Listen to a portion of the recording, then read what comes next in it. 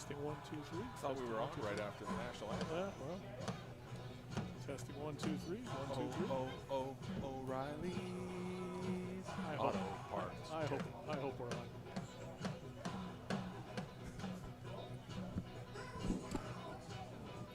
The Celtics will receive the ball from the south end to start the game.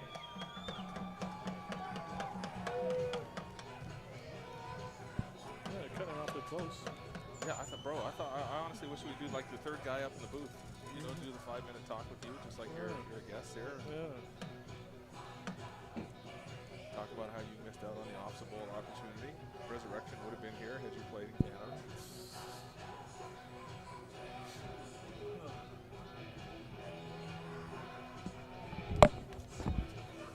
Maybe they forgot there's a game. Put it on.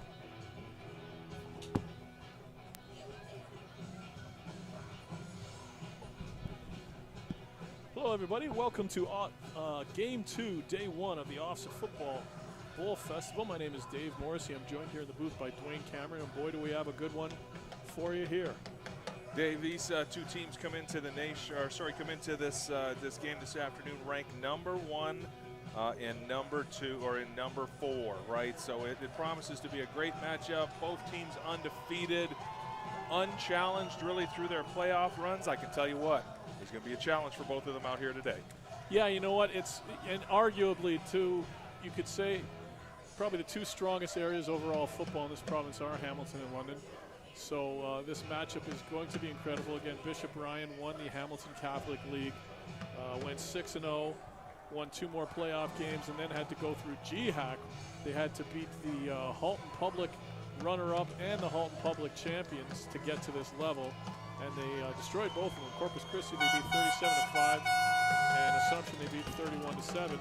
Whereas on the other side, Catholic Central just went undefeated in the regular season, 5-0, and in the playoffs they had victories of 42-7 over Parkside, 35-0 over South, and in the final 39-7 over Andre Bissett. So some of the very best players in Ontario are going to be featured in these two teams. These are guys on their respective high school teams that have not only played high school together for a number of years here, but they've also played in the Ontario Junior Football League for the London Mustangs, the Burlington Stampeders, the Hamilton Junior Tiger Cats. A lot of familiarity within these respective units. Going to be high quality football played here this afternoon. Yeah, and I've seen both these two teams play multiple times. This is going to be one hell of a matchup. We're going to have Catholic Central kicking off.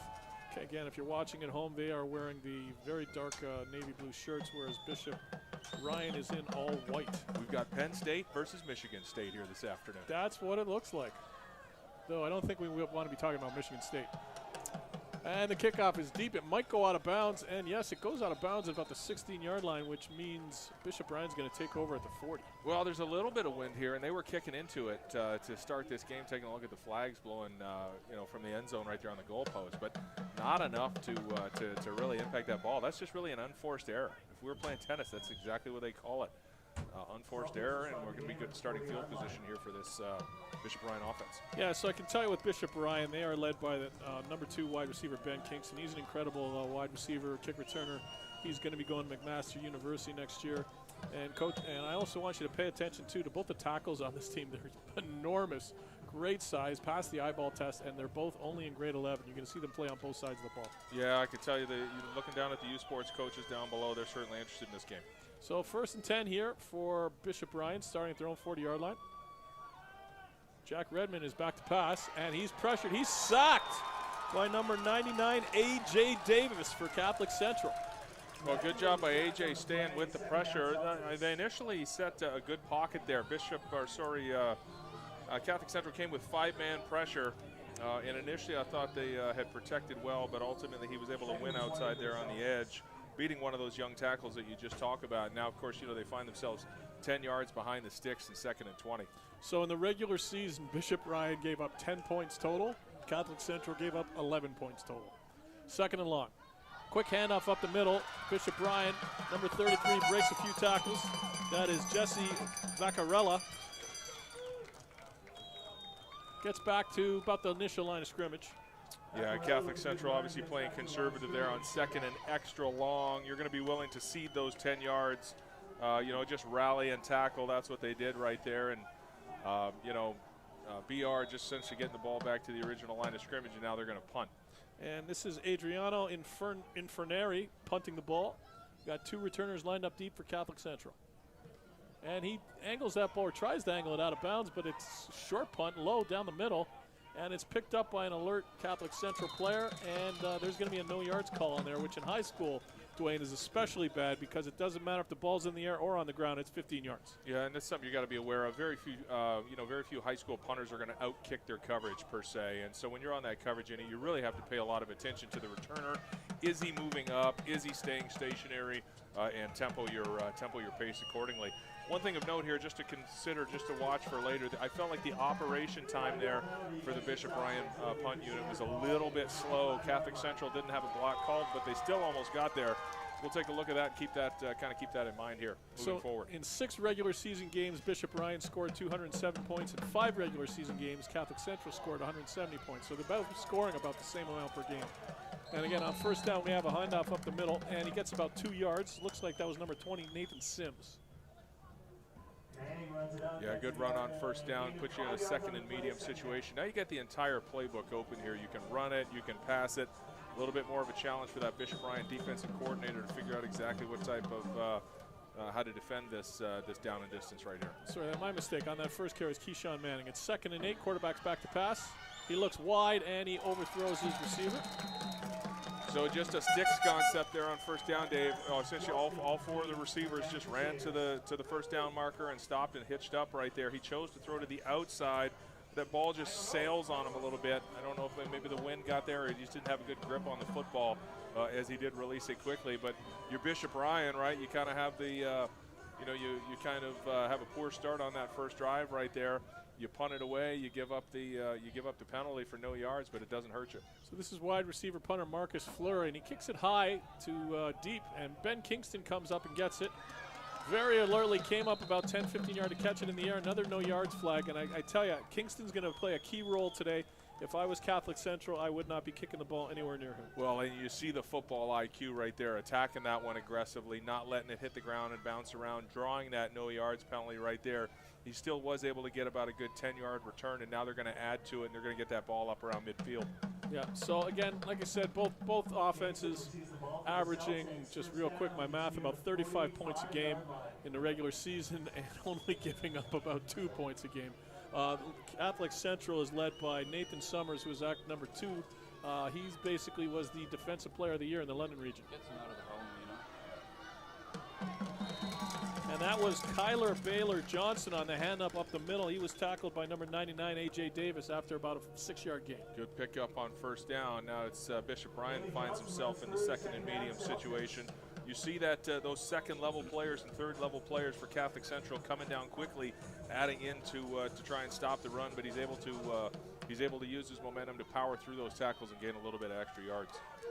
So this is actually 2nd and 5 at their own 49-yard line. Bishop Ryan, quarterback back to pass.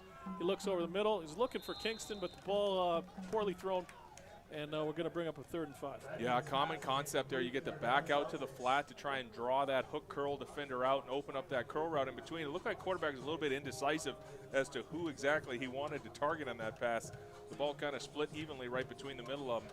You know, you talk about the high-powered offenses both of these two teams have come into this game with. We've seen 3 2-and-outs so far. Yep, well, high-powered offenses and 2 strong defenses. So that's a pretty good punt by Inferneri, fielded by number 8, Caden McCready. I think that's number 8, maybe number 6.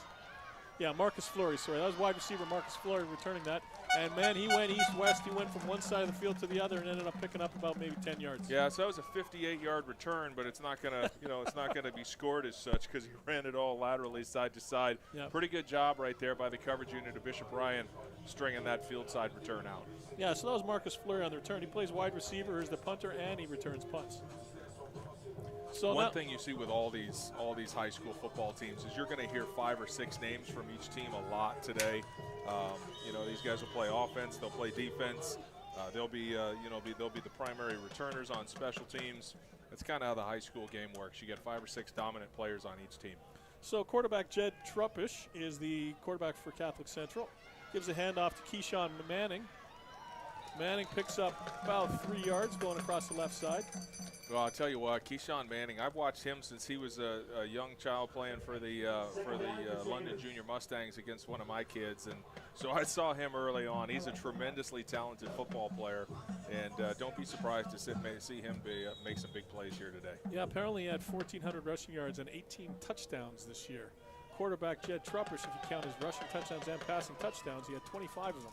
Another handoff to Manning, and he finds a hole up the middle, breaks a couple of tackles, and he gets all the way into Bishop Ryan territory down to their 48-yard line. Nice run there, made the free safety miss and was able to gain another 14 yards after contact right there. You saw one cut right there, very decisive. No wasted movement, no slow decision making. You see him stick that right foot in the ground, immediately hit it downhill. Great blocking up front by that CCHO line, which they've been doing for decades. Yeah, I mean, there's certainly been one of the dominant programs in the London area for a long time. And again, there's probably, Hamilton, London, I'll say it a million times today, best football in the province. First down handoff, another handoff to Manning, breaks a couple of tackles, picks up about 4 or 5 yards, does a good job to even get that many. Well, he got more than I thought he was going to initially. Catholic Central's one of their defensive linemen right there, Daniel Alukbaju.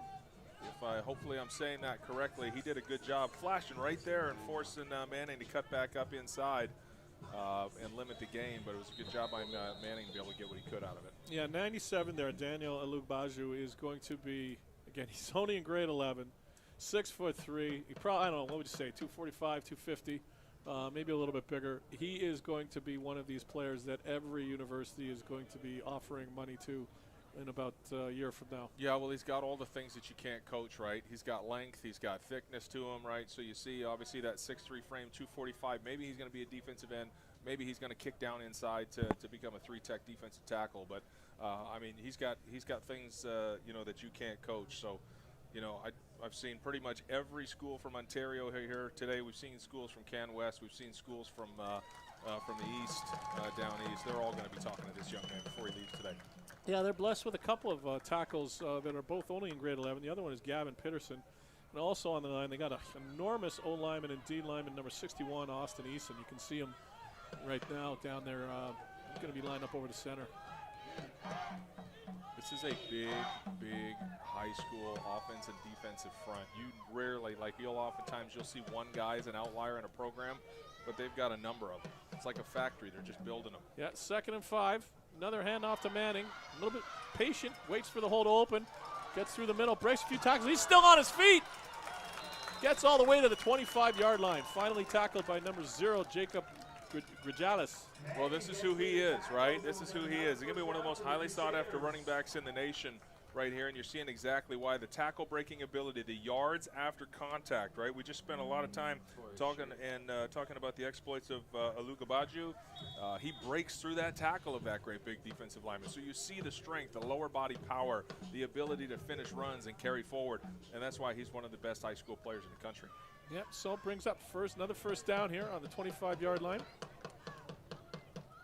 Another handoff to Manning. This time it's over the left side. He gets around the left end. Gets to the 20-yard line.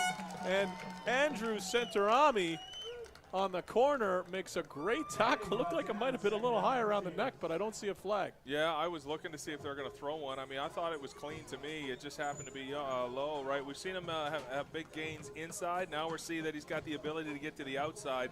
It's a good block right there by the fullback or tight end. It looks like Caden McCready that made that tackle that was able to set the edge for Manning to gain those yards, but good open field tackle by the corner. Yeah, McCready's a good two-way player. He's only in grade 11. Now it looks like we've got the jet sweep, and this is, I think, is Flurry, number 6. That was well defended by Bishop Ryan. Didn't pick up much on that, maybe a yard. Well, I was looking for the halfback, number 11, Adriano Infunari, to come up and force this a little bit more forcefully. You see, ultimately, Manning gets the block on him, but initially, Dave, he's got it, and he's working upfield to have leverage and cut that thing back up inside, but then he stopped his feet and let Manning come block him instead of squeezing that thing down and limiting the runner's space. So here we have probably the first interesting decision of the day. So Catholic Central has a 3rd and 2 on the 17-yard line, and they are going to be going for it. Full house backfield. We got 4 running backs behind the quarterback, and big surprise, they give us to Manning. and he slowly picks up easily about a 4-yard gain on the left side. First down. Well, the way they've been running it on this drive in particular, I don't think there was any question they were going to go for this. They went with a crowded backfield right there and added a number of gaps to the left side with some of those big body, short yardage guys, and BR wasn't able to meet the moment. They picked up enough for that first down. Yeah, we had a pulling guard on that play. Christian DiBernardo got over there and had a pretty good block. You know, we saw 3 straight 2-and-outs, but now we're seeing this Catholic Central offense be able to assert itself. Wildcat now. Manning lined up a quarterback, receives the snap in the shotgun, and just goes straight up the middle. Looks like it picks up about 5 yards. And I believe he is brought down by the big man, Austin Eason. CCH is going to be happy just going 4 and 5 yards at a time. That's kind of their modus operandi right there. I mean, they can throw the football, and Troupas certainly is an effective quarterback, but CCH has always been about their offensive line. They've always been about their running game as far back as I certainly can remember, and there's flashing that here early in this one. Yep, lined up with a 6-man line. They've had a tight end in there just about on every play. Quarterback in the shotgun. Fake handoff to Manning. Throws it out in the flats to McCready, but it's underthrown. He would have been hit and tackled immediately, I think, anyway. Well, good job by the defensive end there. Bishop Bryant, number 15, I believe it was, Andrew Fadimiko, forcing that throw probably a little bit earlier than, forcing that throw a little bit sooner than he was ready. You know, made it an inaccurate throw. He kind of had to adjust his throwing motion on the play and ended up an incomplete. It was pretty well covered anyway, so I don't think they were going to get a first down on it. But it's kind of a bit of a victory here based on how this drive has started, Dave, for BR to be able to ultimately force this to a field goal. Yeah, facing 3rd and 5 on the 8. No-brainer. Take the 3 points early on. Yeah, then we have Fleury coming in to kick. Points are going to be at a premium today. Take them when you can get them. Yeah. Good snap, good hold, good kick, and Catholic Central takes an early 3-0 lead with 3 minutes and 48 seconds left in the first quarter. So BR, you get that stop right there. You only give up a field goal. You got to feel good about it. It felt certainly early on throughout the course of that drive that it was, you know, it was ultimately going to end up in a touchdown. You get the stop right here. Now, if you're BR, kind of build off of that and go ahead and get your own. Score. At least flip the field position, if nothing else, and get out of your own end. But let's see how they're about to attack this CCH defense here early in this drive. So again, both of these teams had outstanding seasons. If I look at all of Catholic Central's games, they were all blowouts.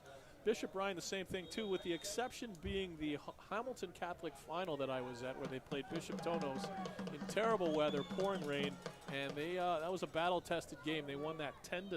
That's usually how those kind of weather games go. Yeah. Okay, so here we go with Bishop Bryant, 1st and 10 on their own 30-yard line. Redmond in the shotgun receives the snap, handoff up the middle to Jesse Vaccarella.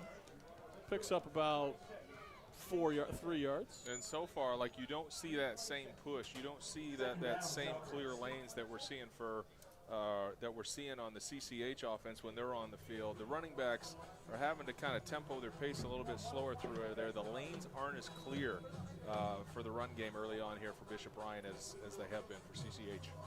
Yeah, and it'll be interesting in how long it takes for them to get the ball to Kingston. I mean, this is their 3rd possession. There was one attempt earlier on to get it to them. Kid's a playmaker, and I'm sure we're going to see them take some shots to him pretty soon. Well, he's uncovered in the slot right now. 2nd and 7, and they run the ball again up the middle. Looks like Vaccarella again, and he picks up maybe 3 yards. It's going to bring up 3rd and 4, 3rd and 5 actually. Vaccarella goes for the run, but well, they run the counter there. They pull the field side guard and tackle, bring him back towards the boundary. The gain is limited here. The one thing I will say is they're showing patience. Offensive coordinator BR is certainly showing patience early on. He's not feeling any pressure to kind of turn it over to the pass game or force the ball to Kingston. They're staying with their running game early. Very conservative call. A little bit surprised by that because this is a team that can throw the ball. Low snap, but the punter gets it. Decent kick, fielded at the 35-yard line by Tyson Serpa. And there's a lot of BR shirts there, but he breaks out. Oh, thought he was going to break out to the outside. Tackled by number 5, Luca Horvat. Great coverage by Horvat. I thought they might be able to get the edge there, but assuming that this is the same family, Luca's got a lot of experience covering punts in the backyard when his brother Michael used to punt it. When they would play with their friends in the backyard at the house, he'd be the guy going down and covering the kicks. Well, Luca is a very good player. He plays corner. and he's their place kicker. He doesn't do the punting, but he's their place kicker, and he plays corner, and I've seen him. He's especially good in run support. So now we got Catholic Central starting with 1st and 10 on their own 30-yard line. Different running back this time. This is Sims. He breaks it to the outside, picks up about 25 yards out of bounds at midfield. That is Nathan Sims. Andrew Fadi-Mako, number 15 for Bishop Ryan, had an opportunity to make that play in the backfield, or at least as a right at the line of scrimmage, and unfortunately he missed the tackle. Turned into a big gain there for Bishop Ryan. There has been a little bit of tackling issues we've seen early here for Bishop Ryan. I'm not sure that they've faced a pair of backs who run as hard and aggressively as these CCH backs do. Now I'm going to show everyone how old we are. When you see a running back wearing number 20 wearing Sims, who do you think of? University of Oklahoma, Billy Sims. Yes. Lives in the Heisman house now. So Sims gets the ball again. You're 1 for 1 on trivia today. Congratulations. He gets the ball just barely back to the line of scrimmage. Maybe picked up a yard. Going to bring up 2nd and 9. And that was a little bit different there. We saw them be able to block, or sorry, get that thing stopped quickly. We've seen these CCH backs so far 4, 5, 6, 7, 8 yards down the field before they're touched. Get them into 2nd and long here for the Bishop Ryan defense. Actually got 3, not 1. Anyway, 2nd and 7. Quarterback back to pass. No one available right away. Starts scrambling to his right, and he stiff arms the tackler. Gets to the outside. Makes a great effort to pick up the 1st down. That's the kind of effort we didn't really see from the Chaminade quarterback when he was scrambling. Yeah, this play should have been over, and they should have been punting. Levi Snyder has him dead to rights in the open field. He's just got to get him on the ground. And unfortunately for, if you're a fan of this Bishop Ryan team and this defense, he didn't get him down. He was able to get stiff-armed by the quarterback, who then was able to finish the run close enough that they're going to go for this on 3rd down. So really a missed opportunity there for the Bishop Ryan defense to get off the field, Dave. Yeah, and with 3rd and 1 and with the strength they've with how well they've been running the ball so far, this isn't a surprise at all. They're going to go for it. Just like last time, the quarterback's getting under center, and he's got 4 running backs behind him. And the handoff is going to the left. That's Manning, breaks a tackle. I mean, the way everyone's lined up there, if he can break that 1st tackle, there's not many guys left at the 2nd level to make the tackle, but he got about 15 yards. Yeah, I mean, for the last third, you can go back to the days of Larry Haler. This is Western short yardage football right here. 3 guys, 4 guys as fullbacks in the backfield, and they just, kind of follow behind whatever direction those guys lead up in. And, again, just not to kind of continue on too much about it, but if you're Bishop Ryan, this drive should be over already. You had a chance to end it, make it a 3rd and long situation where CCH was definitively going to punt. Now you just got to hope you're not giving up any points. So this is going to be the last play of the 1st quarter as the clock has already hit 0. Fake handoff, quarterback's rolling to the left, but there's good pressure there, forcing him back to his right, and he throws it, caught by Manning, but he's going to lose about 3 yards. That play was defended very well by Bishop Ryan, all phases. Yeah, 3 guys really forcing the quarterback to throw it, and then excellent one-on-one tackle, Lucas Underhill, on a guy that's not easy to bring down in Keyshawn Manning. He was able to get him right down and hold him to no gain right there. It's good good defense right there. Yeah, Lucas Underhill is a little bit undersized in terms of what you want from a corner, but I've seen him play multiple times, and he's had many interceptions. He's one hell of a ball player. Well, his brother's already at McMaster playing there for the Marauders, and of course their father, played at Laurier. He's been a long-time coach at college. I've coached with him on Team Ontario. Now he's coaching high school here. Rob Underhill does a fantastic job, and not a surprise that he's got his team in the Ofsaa Bowl. Yeah. He's I believe he runs the defense. The head coach is Jim Davies, and they've had an excellent. Both these teams have had excellent seasons. So we're going to be starting the 2nd quarter here in a few seconds with Catholic Central starting on 2nd down at the Bishop Ryan 37-yard line. 2nd and 13. The ball's already snapped. I didn't know it was blown in.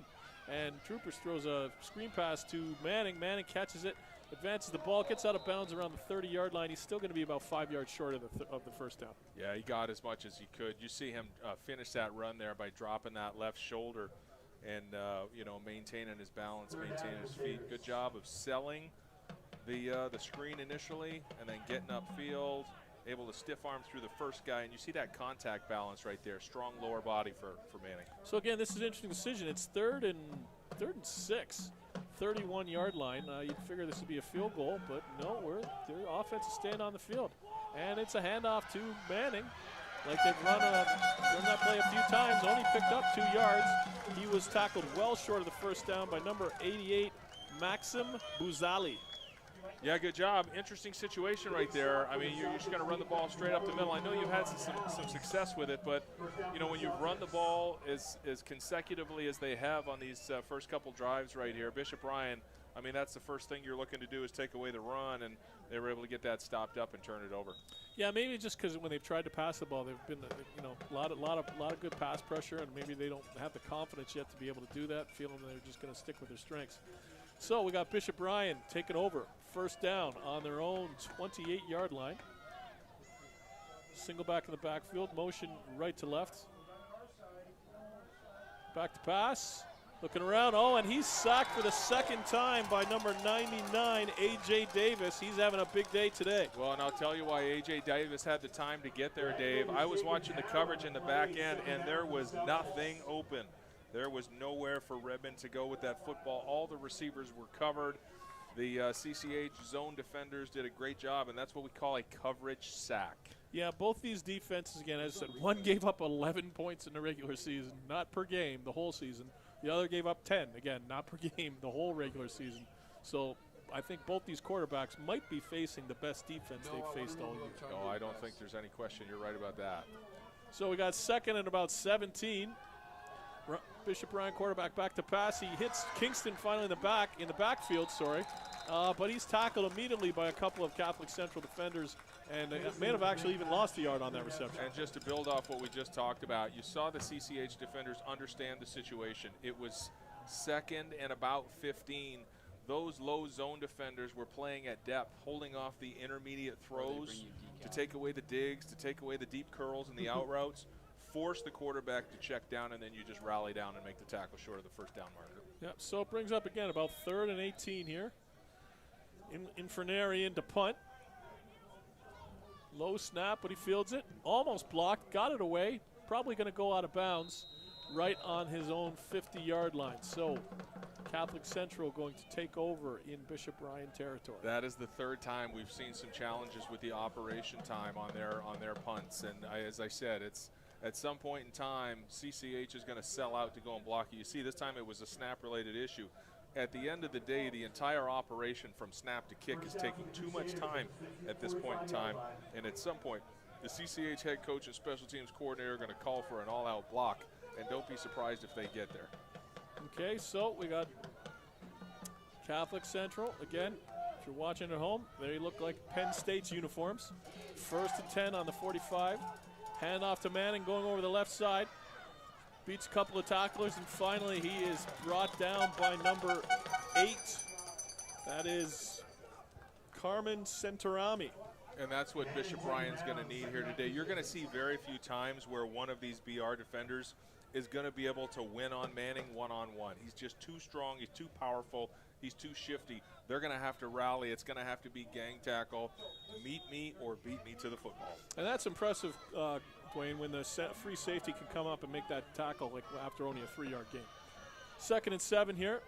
And we're in the Wildcat. Fake handoff, but it's pitched to the quarterback. And, Troopers threw it downfield, just slightly underthrown for Tyson Serpa.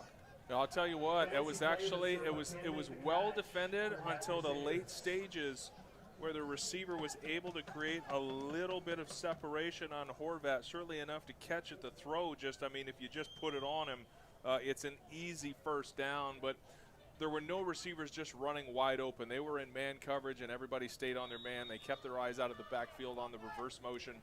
So well defended. You just saw a little bit of the speed. Got a fake punt here. The punter's just running it. And he had a lot of room to the wide side of the field, and it looks like he's got the first down, but there was a flag thrown right where the tackle was made. I'll bet you that flag's going to be for a hold. Yeah. I can't just off the top of my head think about what else it could be out in that situation right there. It's either going to be a hold or some type of illegal block in the back. So, again, when your punter is one of your wide receivers, a speedy Marcus Fleury, that makes sense that would be a fake punt you'd have in your package. You just have him take the snap and go. Well, and you got to think right now too, Dave. Like what Catholic Central clearly they've got some questions about their ability to kick field goals. Yeah. Because twice now in this area of the field they've chosen not to. In 3rd and long situations they've run a fake and they've gone for it. And you are right. The penalty was on Catholic Central because this ball is moving back in their direction.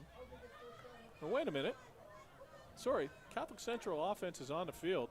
I don't understand. I think probably, Coach, it was maybe a hold after yards gained, because the ball's been moved back, but they got first down. Anyway, here we go. First down for Catholic Central. Fake handoff to Manning. Troupish is running it wide right, and he is tackled. He is tackled out of bounds with authority by number 15, Andrew Fatty Miko. Yeah, I've talked about Fatty Miko a couple times so far, and they haven't been great references just in terms of his, his responsibility on the edge. He was top-notch right there. He was in his shuffle technique, reading the quarterback. You see he goes ahead and pulls it. Troupish pulls it right here, but he shows he's more than athletic enough to be able to play that quarterback one-on-one on the edge. So again, lost a yard on that play. Brings up 2nd and 11. Troupish in the backfield. Looking for someone to pass. Throws deep down the right sideline. We got double coverage there. The safety comes over. He was well covered by the corner, but the safety made sure that ball was not going to be caught. Yeah, so the boundary halfback, played with enough depth and was shaded towards the boundary enough there. That's Underhill, number 4. We just talked about him, right? The quarterback tries to look him off and then come back to the boundary, but disciplined and smart enough to stay playable on that backside, help out that corner on that backside fade go ball, and create the PBU. So we're going to see a punt from it. Well, I think we're going to see a punt from it. Okay, it's Fleury punting the ball. And it's a deep punt to the 5-yard line, fielded by Ben Kingston. And cuts it inside, cuts it back outside. Good job. I thought it was a little risky. He was going to take it inside, but he eventually brought it to the sideline, got out around the 20-yard line. Nice work by Kingston right there. He's able to use his momentum, a little bit of slow play, working towards the field right there. Get 1 or 2 of those CCH blockers to lose their boundary side lane integrity. You see they're all kind of jumbled up right in the middle of the field there. He takes 2 steps to the field. They over pursue, and he's able to work it backside up the sideline. Nice couple blocks there. CCH got to do a better job in terms of their lane integrity on their coverage. So no surprise, this is a close game so far. Again, it's 3-0 for Catholic Central Crusaders. There's 7 minutes and 40 seconds left in the second quarter. Again, matchup of certainly 2 of the top 5 or 6 teams in the province. And here we go, Bishop Ryan taking over, 1st and 10 on their own, about 18-yard line. Quarterback is back to pass, throws deep, intended for Andrew Centerami, but Redmond overthrew him. Yeah, I'll tell you what, if he just puts that ball on a rope, he's got him wide open. Because he had one on the post route right now, but he just put too much air under it. He overthrew it. If he just throws more of that one on a line, he's going to have him for an explosion gain. And if he breaks a tackle, it's going the whole way for touchdown. Yep, brings up 2nd and 10 from the 18-yard line. One thing I've noticed so far is Bishop Ryan's, they like going to a lot of 41 formation. So 4 receivers to the field, 1 to the backside, so they can isolate that corner and maybe try and take advantage of that matchup. Don't be surprised if they go to Kingston on the backside of these at some point in time. So we got Redmond in the shotgun, 2nd and 10. Back to pass, looking to the short side of the field. He's got a completion. Goes back to, I think, Centerami. Yep. Picks up the first down. It was about a 15-yard gain. Well executed play. CCH sitting in a little bit of cover 3 right there. So you see the boundary half is low, the boundary corner is high, right? You just hold a little, you run the 2 weak receiver in the seam, hold that halfback in there, and then just run the curl on the outside. The corner obviously playing deep and high over the top of it. He can't get there in time. It was actually a 22-yard gain, bringing up 1st and 10 from the 40-yard line. Quick pass out in the flats to number 6, Kyler Bailey Johnston. Yeah, second time we've seen that kind of wheel curl with the tailback to the flat. You're hoping to get man-to-man coverage there and be able to pick the linebacker that's chasing that tailback out to the flat. You see right number 2, Nathan Summers, chasing it out, but he's not there on time. It's the first time now where we've seen this Bishop Ryan pass offense starting to be able to move with some consistency. Yep, it brings up 2nd and 1. A lot of options here. Maybe going to see a deep shot. Handoff up the gut. Now they just said, let's get this first down really quickly. And good run by, again, Jesse Vaccarella, dodging a couple of tacklers and picking up, looks like about 7 yards, easily picks up first down. And when your passing games roll in and you're running some of those misdirection, it starts buying those linebackers' eyes. They start getting out of their they start dropping out of their gaps a little bit quicker than they need to, and now you can start to chunk them a little bit in the run game. I like what I'm seeing right now in terms of how they're balancing out the play calling here for BR. Yep, certainly getting some rhythm going in the offense. 1st and 10 from the 54-yard line, just over midfield. Quarterback looking to pass again on left sideline. Can't tell. Yeah, that's Ben Kingston catching a pass. Catches it about 7 yards, then gets about another 7 yards after the catch to pick up another Bishop Bryan first down. Yeah, they started in the 41. Kingston motioned back. They went a little switch release here. He ultimately became the outside receiver. Just a little quick out route, but then he does a good job of making that first defender, Khalif Chapman, miss in space, able to pick up yards, move the chains. Kingston's already announced that he's going to be going to McMaster next fall. Play under Steph Potasic. 1st and 10 from the 38-yard line. Redmond looked to pass again. I think that ball was knocked down by number 8, Caden McCready, two-way player, grade 11 for Catholic Central. Yeah, very good job here. I'll tell you what, if Bishop Bryan's going to go to this quick game pass, it's going to negate your ability to pass rush, right? The ball's going to be out before your pass rushers ever have an opportunity to get to the quarterback. So it's good heads-up playing and being able to see that the quarterback's setting to throw it and getting the hands up in the passing lane, knocking it down. So we got 2nd and 10 from the 39-yard line. Quarterback in the gun again. Redmond back looking to pass. Rolling a little bit to his left. There's some pressure, and he is taken down. Again, that was number 8 again. Caden McCready, a grade 11 defensive end. I've seen him play a few times. Again, he's another guy that a year from now is going to be getting a lot of offers.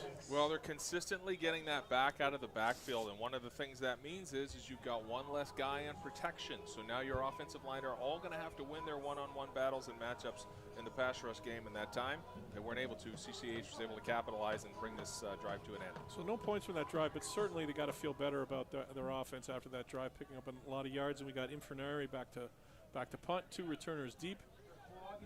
Again, their ball line of scrimmage is a 44-yard line. It's like 3rd and 14. 4 minutes, 43 seconds left in the half. He's angling it for the I thought it was angled for the sideline. It's right down the middle. And there's going to be a no yards call.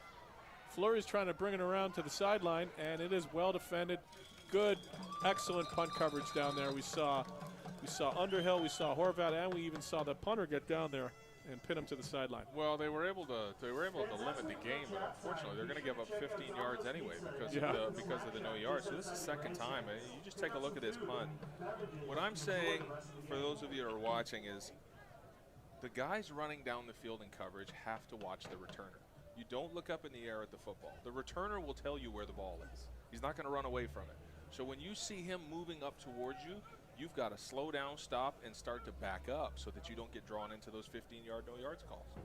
And what do you think about the idea that it's a 15-yard call even if the ball's on the ground at this level? Yeah, I don't like it. I mean, No. we don't do that at the pros, right? I don't know why if we're not doing it at the pro level, why would you put it on 15, 16, 17-year-old kids to have to know? It doesn't make a lot of sense to me. Excellent point. So Catholic Central takes over 1st and 10 from the 35-yard line. Troupish got a quick pass onto the right side there. It looks like caught by number 34, I believe. That would be Cole Summers. 34. Well, nice physical finish there by Lucas Underhill on the one-on-one tackle. They just ran the boundary hitch screen off the quick flash fake right there. Initially had the block, but I think they got called for a hold on that block. But you see Underhill, you talk about how small, maybe he's not one of the biggest guys, but he certainly plays bigger than his size right there. No, very good player. So penalty on Catholic Central. 10-yarder. It's going to bring up 1st down again, this time from their own 25-yard line, 1st and 20.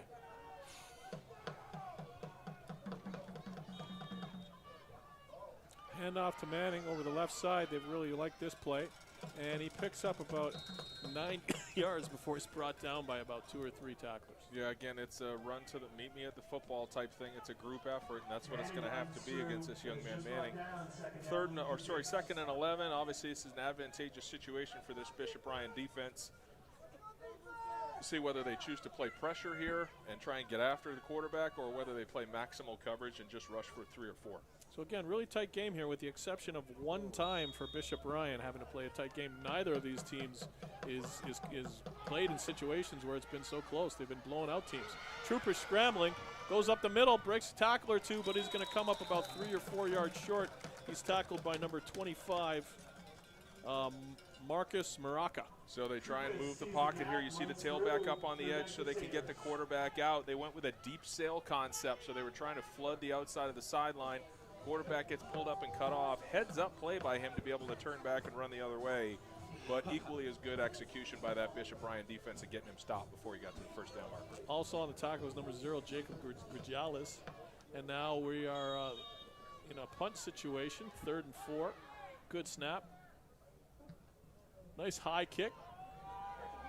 They come up to field it. That's fielded by number 13. Surprisingly, not a no yards call. Gets to the edge, beats one tackler there. Good job getting a few yards out of that. That was number 13, Jamison Moore. Good job by Moore getting what he could get out of that. I thought that was actually an excellent punt. Good hang time. I'm with you. That was 50-50 borderline whether or not that was going to be no yards. But you see here that you see the awareness on the CCH cover players.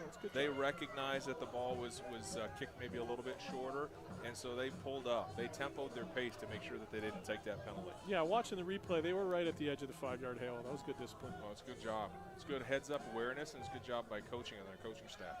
So Bishop Ryan takes over. 2 minutes and 56 seconds left. 1st and 10 on their own 51-yard line. Hand off and going over the left-hand side. Vaccarella picks up about 5 yards. Well, whether by design or whether by decision on base when he read, he cut that thing outside and picked up as much as he could. Yeah, they were trying to get outside. You see the puller right there. So he follows his blocker and gets a good first down gain. I'll tell you what, right now I'm noticing a lot of pre-snap. Ben Kingston in that number 3 spot, whether in a 32 formation or a 41 formation, is uncovered. Don't be surprised if we see quick RPO, flash fake to the running back, and they hit the slant to Kingston because they're not covering down over him consistently. Yeah, they certainly got numbers on this side of the field. 2nd and 5. Another handoff to Vaccarella. Getting conserved again, Bishop Ryan. Maybe picks up 3 yards. Going to bring up 3rd and 2, 3rd and 3. This is going to be a very interesting decision for Bishop Ryan. Yeah, they're going into the wind. Their punts, their punt situation hasn't been great. Either it's their op time or they're taking 15-yard, no yards penalties anyway. This is kind of that area of the field, Dave, where you never know, but what an offense is going to do. But it looks like they're definitely going to stay out there and go for it, and at least, if nothing else, try and draw them offside. Yeah, looks like we got a timeout here. The Bishop Ryan Celtics will take a timeout. This is always hard to get used to in some regions. In some regions, when there's timeouts, the coaches come out to the players. The coaches were about to do that, but they were told by the refs, "No, we're not doing that. Not doing that here today." Yeah, I don't think it's necessary. I think the players are young enough and good enough shape. They can make the little 20-yard jog over to the sideline, keep the coaches where they belong on the bench. Yeah, we don't want to see any heart attacks. Now, also, I should mention today we have a very special referee, Jake Ireland. I mean, how long do you think he's been ref? Wow, I mean, my entire life. I remember that. So for Jake to be down here doing a high school game, I mean, for those that don't know, Jake is a long-time CFL. Like, Jake's refereed the biggest games in our country. He's refereed Grey Cups, right? Like, so to have him out here today, and I actually saw him before the game doing like he was running. You know what I mean? Like he's doing wind sprints to get himself warmed up. Good on Jake, man. Yeah. And it's great for a game of this caliber with these two high-quality opponents to have a guy like that doing this game. Yeah. So, yeah, the offense is still on the field. It wasn't a discussion about should we go for it or not. I think it was just like, okay, maybe let's be sure about our play call here. You know, maybe we were saying maybe we might adjust the snap count, maybe try and draw them offside, but this is a really important play for Bishop Ryan here. They don't get it. Catholic Central is going to take over the ball essentially right in the middle of the field. Again, we got 2 minutes and 29 seconds left. 3rd, and we'll call it 3 yards. And he's back to pass. It's blown dead. Blown dead. This may, assuming it's against the offense, looks like it is. It's probably they're gonna have to punt this thing. Yeah, I think it's gonna make them change their mind. That's true. 3rd and 8. And I'll tell you what, in a game that's this tight, the margin for error when you're playing an opponent as good as each of these two teams are, really oftentimes these games come down to who makes the least amount of errors, right? And unfortunately for BR, they just made one right there. Yep. So we got, so actually just got a text from someone saying enjoying the commentary, listening from home. So there are people out there, and thank you for that. So of course they're out there. This is an incredible game between two great teams. So we got 3rd and 8, and here comes the punt. Another low snap. It actually bounces off the ground. Inferneri gets it downfield, and its bounces is picked up by the Catholic Central defender or returner. Gets to the sideline, breaks tackle, Number 3 gets out of bounds. That's Tyson Serpa, and Catholic Central is going to take over around the 41-yard line. Yeah, it's tough to get any kind of real return on punts like that because essentially the halo has already been set. By the time you catch the ball, you can see right here, you've got 4 or 5 white jerseys kind of in that halo around him. So not a surprise that they're able to limit the return in that situation. Well, yeah, Bishop Ryan is actually one of the largest high schools in Ontario with over 2,000 students. It's the second oldest Catholic high school in Hamilton next to Cathedral, and this was their first league championship since 1981. Catholic Central takes over. Thank you, Sean Dennison. Catholic Central takes over from the 41-yard line. Handoff to Keyshawn Manning, busts a couple of tackles, gets to the outside, still going, reaches the 51-yard line of the Bishop Ryan Celtics. That's going to be a first down. Probably the best, we talked about a lot of names here, but just the best game-changing athlete on the field right now is Manning. I mean, Ben Kingston's excellent, but Manning, I think, is just probably a little bit different, even more so than Kingston. He's a guy, every time the ball is in his hands, you're holding your breath if you're on that defense. First down, fake handoff to Manning, and Trubish is running around the right end, puts his head down, runs over a tackler, picks up about 5 yards. Going to bring up about 2nd and 5, slightly under 2 minutes left in the half. Well, they're running that Sally play when they're bringing the receiver. You see number 6 sub behind the line of scrimmage right there, the defensive end. Fatty Miko just undisciplined. He came too far up the field. That you got to use your shuffle technique right there. Force the quarterback to throw the football. You can't come upfield undisciplined like that and let the quarterback cut back underneath, pick up 6 yards. So we got A.J. Davis in the backfield right now. He's had 2 sacks already, but he's listed on the roster as a tight end. Another handoff to Manning up the middle, busts a couple of tackles. I mean, he's a small running back, but he never goes down when he's first hit. Vision and patience, man. We're seeing vision and patience, right? He ran up there in behind his blockers. Nothing was available. He didn't panic. He just stayed calm, found daylight, and went and hit it, got enough for the first down. And when you got a guy that has got the physical tools that he has, in addition to the toughness and the vision and the patience, man, one of the best in the country. 1st and 10 from the 36-yard line. Sims is now in the game, giving Manning a break, and he's going off the right tackle. Breaks some tackles, is still going, picks up about 12 yards. That's another first down. The Catholic Central offensive line all downfield, all sustaining their blocks, really putting their will on this game, on this defense right now. This football program right here has always been about toughness. It's always been about toughness and physicality, and it's on display right now. First down, another handoff to Sims. There's a huge hole on the right side of the line, and he actually gets all the way in the end zone, but there's a flag. I mean, that was an enormous hole. Maybe the reason for it was because of some chicanery. Well, it may have been inside or on the backside, but I'll tell you what, play side right now, they're running to the weak side, and the tackle and the guard to that side are just obliterating the Bishop Ryan over the last 2 or 3 runs right there. You see 67 and 56. They are crushing their opponents at the line of scrimmage right now. And if you're Bishop Ryan, if you can't match the physicality of this CCH football team, they are just going to constantly just run it right down your throat.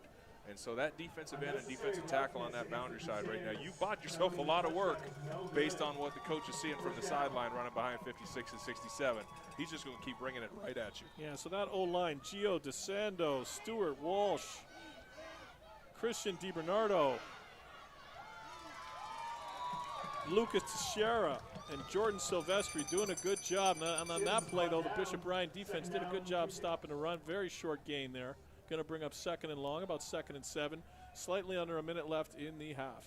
Yeah, they're bringing Manning back in here. Don't be surprised, Dave, if he's a part of this, if he's a part of the game, of the play call here from a passing standpoint. They've already run a screen successfully to him once on BR's end of the field. Let's see if they come back and do it again. I just noticed on their sideline they have about 3 guys sending in signals. And Trupish is running this one. This is a design quarterback run all the way. Scrambles to the right, and he has picked up the first down. Yeah, so a little slide protection there. They had all the offensive linemen blocked towards the towards the field side, and you'll see they used the tailback to pick up the defensive end there, and that just opens up the natural rushing lane. Fatty Miko, you can't run upfield past the quarterback. You just create a vertical space and a gap for that quarterback to hit it, and that's what he does. So not a surprise that Troopers can run the ball. Again, passing and running combined, 25 touchdowns this season. Hand off to Manning up the middle, and he gets just about inside the 5-yard line. Going to bring up about 2nd and 2 maybe at the 5 with 22 seconds left. Well, I can tell you what, as the defensive coordinator, the biggest challenge in terms of having to game plan for an opponent is not a team that's equally as adept, let's say, in running the football and passing the football. The most challenging thing to game plan for is a quarterback that can throw and run. You know what I mean? That just creates a different dynamic now, because now you can't just say to your front four, hey, go take off after the quarterback. You know what I mean? Go get him, because he's athletic enough that he can make you miss in space, get into that second level, and now start to stress your defense with his feet. And with what you're talking about, it reminds me of a game I saw last week between, again, two of easily the top 10 teams in this province, A.N. Meyer versus Westdale. Westdale was the Hamilton Public champ, incredible team. They played Meyer, and Meyer won the SASA final 20-18, and you want to talk about a quarterback that can throw and run? Wait till you see on Wednesday what Noah Walters can do for A.N. Meyer. It certainly will remind some people of Trey Ford. He's going to be going to Queens in the fall. We're going to have 2nd and 2 now from about the 5-yard line. This would be a huge stop for BR if they could keep them out of the end zone. And off to Manning up the middle. There's a big hole there. He's stopped short of the goal line, but he is going to get a first down. Yeah, they're fortunate they were able to get the first down without having to score there, just based on where the set of downs began. But kind of impressed a little bit there, to be honest with you. I thought Bishop Ryan met the physicality of Manning right there. More often than not, when he gets downhill that fast on guys, he's going to run through those tackles, but they got him stopped up. So again, well coached. They're ready to go. As soon as that play was whistled in, they're ready to go. Scores a touchdown easily, but the flag came out early. Makes you think probably that BR was lined up offside. Yeah, down there, that's usually what happens. When the ball's on the 1-yard line, there is not an easier area of the field to know whether you're offside or not. You've got the entire goal line. If there is a hand, a foot, or a helmet across it, the end guys on the line of scrimmage got to tell them to get back. Yeah, so yeah, we were both right on that. That penalty is going to be declined. And right before the half, with 11 seconds left, Catholic Central goes up 9-0, possibly 10 after the extra point. Yeah, unfortunate for BR, right? I mean, to get, you've stopped them, you've kind of held them to a field goal the whole half, and now they get that second score, and this time it's a major right before you go in at half, a little bit deflating for a defense that's primarily played really well. And Fleury with the extra point. So 10-0 heading into half. Certainly anybody's game here. Again, reminding people this is a matchup between two of the top 4 ranked teams in the province. There's a very detailed high school coaches poll that is put out every week, and Catholic Central currently sits at the top of that poll, and Bishop Ryan at number 4. Yeah, I mean, I haven't seen the number 2 and number 3 ranked teams play, but it's hard pressed to feel like it's going to be any more competitive, that it's going to be any more well played or any more well coached than this matchup that we're seeing right here. Yeah, number 2. Well, we're going to see tomorrow. We're going to see number 2 Huron Heights and number 3 Frontenac from Kingston go at it, and on Wednesday you're going to see, I believe, Cora is 5 and A.M. Meyer is 6. All 6 of those teams could certainly lay claim to say, you know what, if we win our game, we should be the number 1 team in the province. Well, and certainly Huron Heights and Frontenac, I mean, you're talking about long-term powers. I remember Kingston Frontenac had a quarterback named Marshall Ferguson. Many of you may recognize that name now from doing CFL play-by-play broadcasts. That's how long Frontenac has been a powerhouse. Yeah, short kickoff, but fielded cleanly by number 25 for Bishop Ryan. That is Marcus Muraca. Yeah, and Cora, has been led by a former Laurier player, Tom Arnott, and he's done a great job. Is it Thunder Bay where they're from? Yeah, they're up in that area up there, and that's a school that really kind of flies under the radar, just based on. I mean, really. You don't get an opportunity to see them.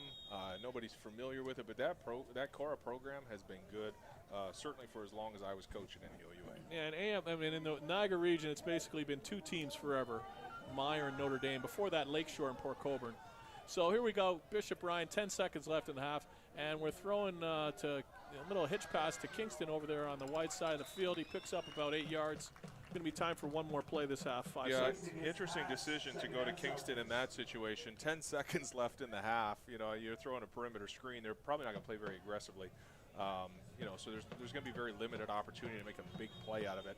Probably should have got him going a little bit earlier. They wanted to show some patience. The ground game was working relatively well enough that they wanted to stick with it. But at some point in time down here, 2 scores, he's your guy.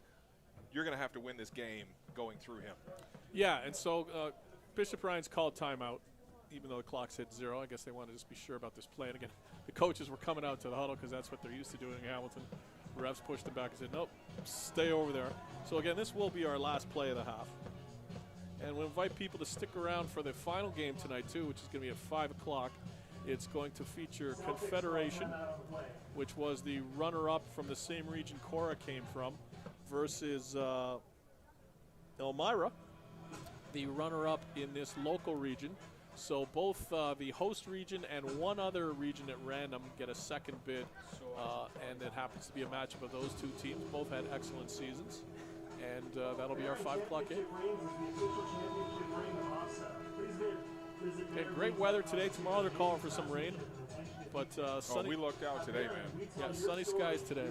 November 24th, and this is what we got. 8 degrees today. Yeah, I actually mowed my lawn 2 days ago. So here we go. Last play of the half. Quarterback's grabbing, and it's a short throw to Kyler Bailey-Johnson. Falls incomplete, and that is the end of the half.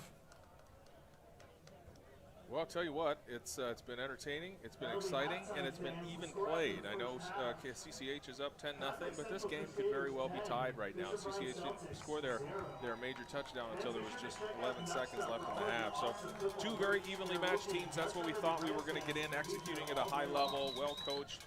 Both teams playing very well. Looking forward to this second half.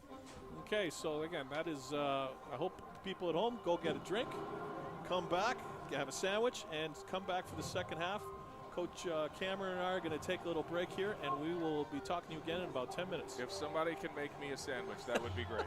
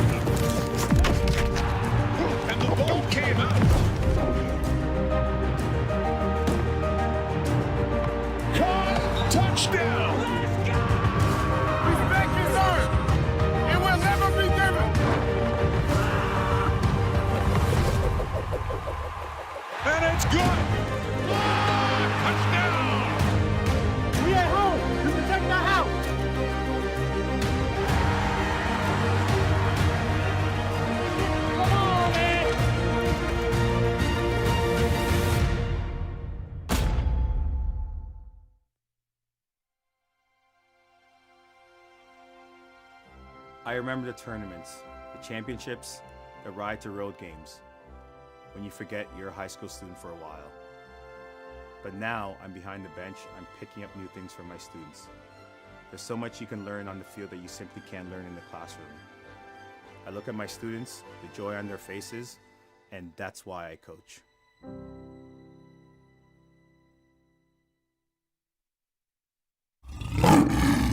Cambridge Lions football, where athletes roar. Flag football for boys and girls U8 to U18. Contact football for players U10 to U18. Feel the rush, the roar, the pride of being a Lion.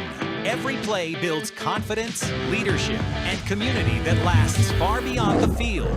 Join the pride. Register today at CambridgeLionsFootball.ca.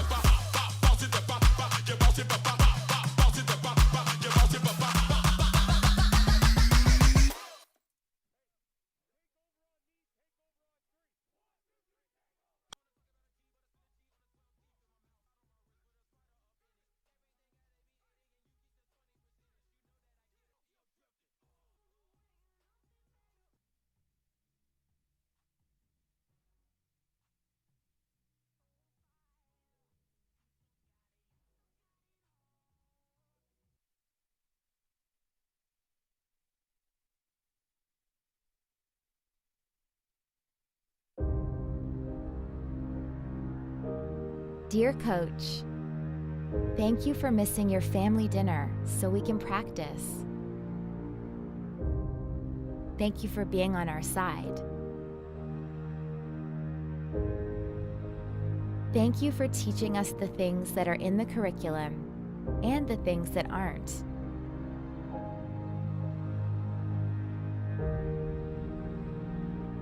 Because while we were getting ready for the big game, we were actually getting ready for the rest of our lives.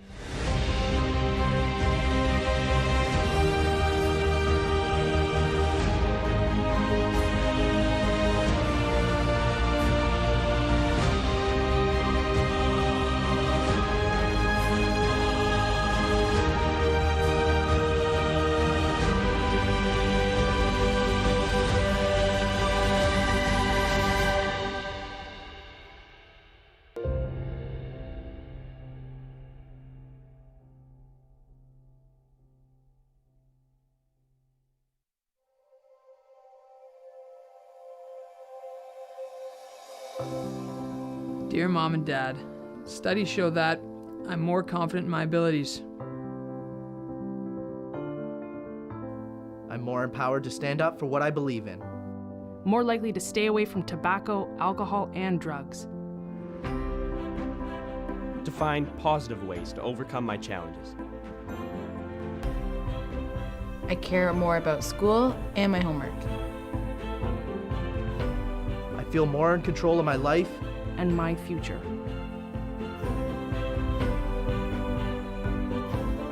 And it's all because you realize that school sports are about more than championships.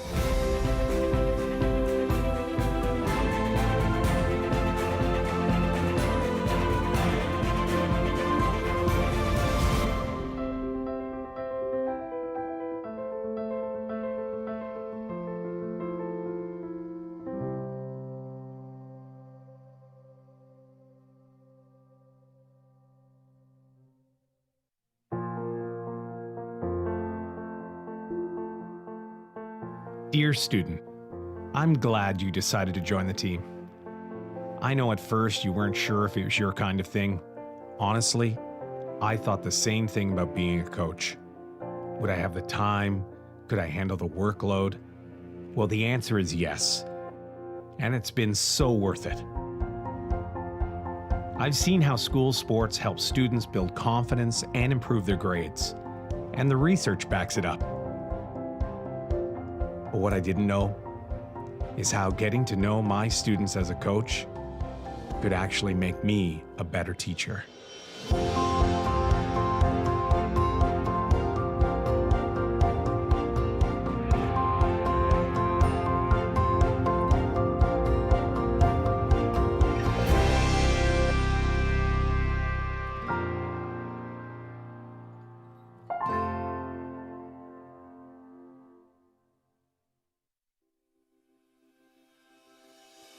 We know that school sports have a positive effect on our children's social skills, academic success, and even mental health.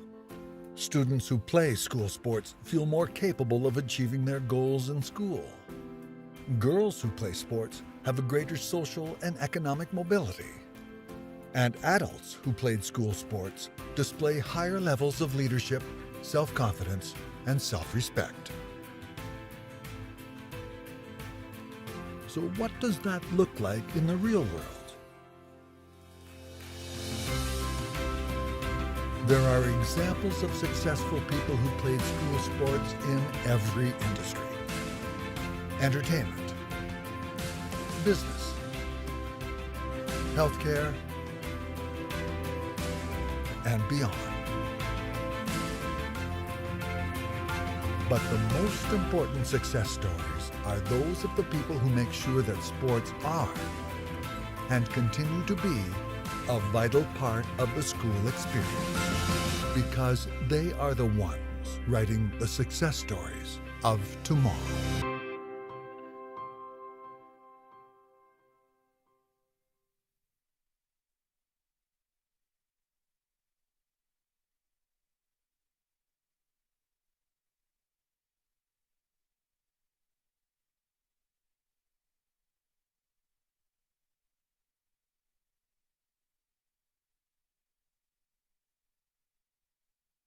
And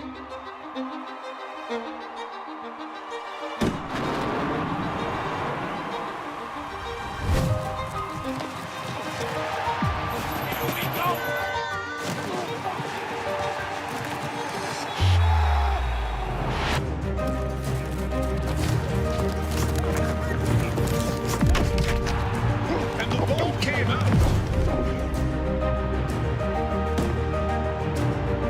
Caught, touchdown. Respect is earned. It will never be given. And it's good. Touchdown. We at home. We protect our house.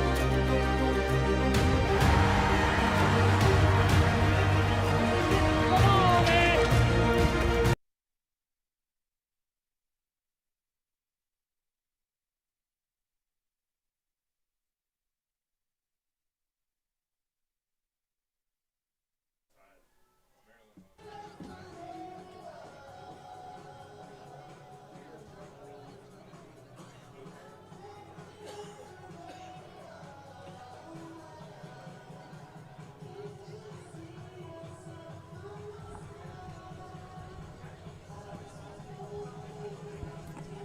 So welcome back to the second half of our second game today on day one of the Ofsaa Bowl series. My name is David Morris, and I'm joined in the booth by Dwayne Cameron, and this game has not failed to impress us.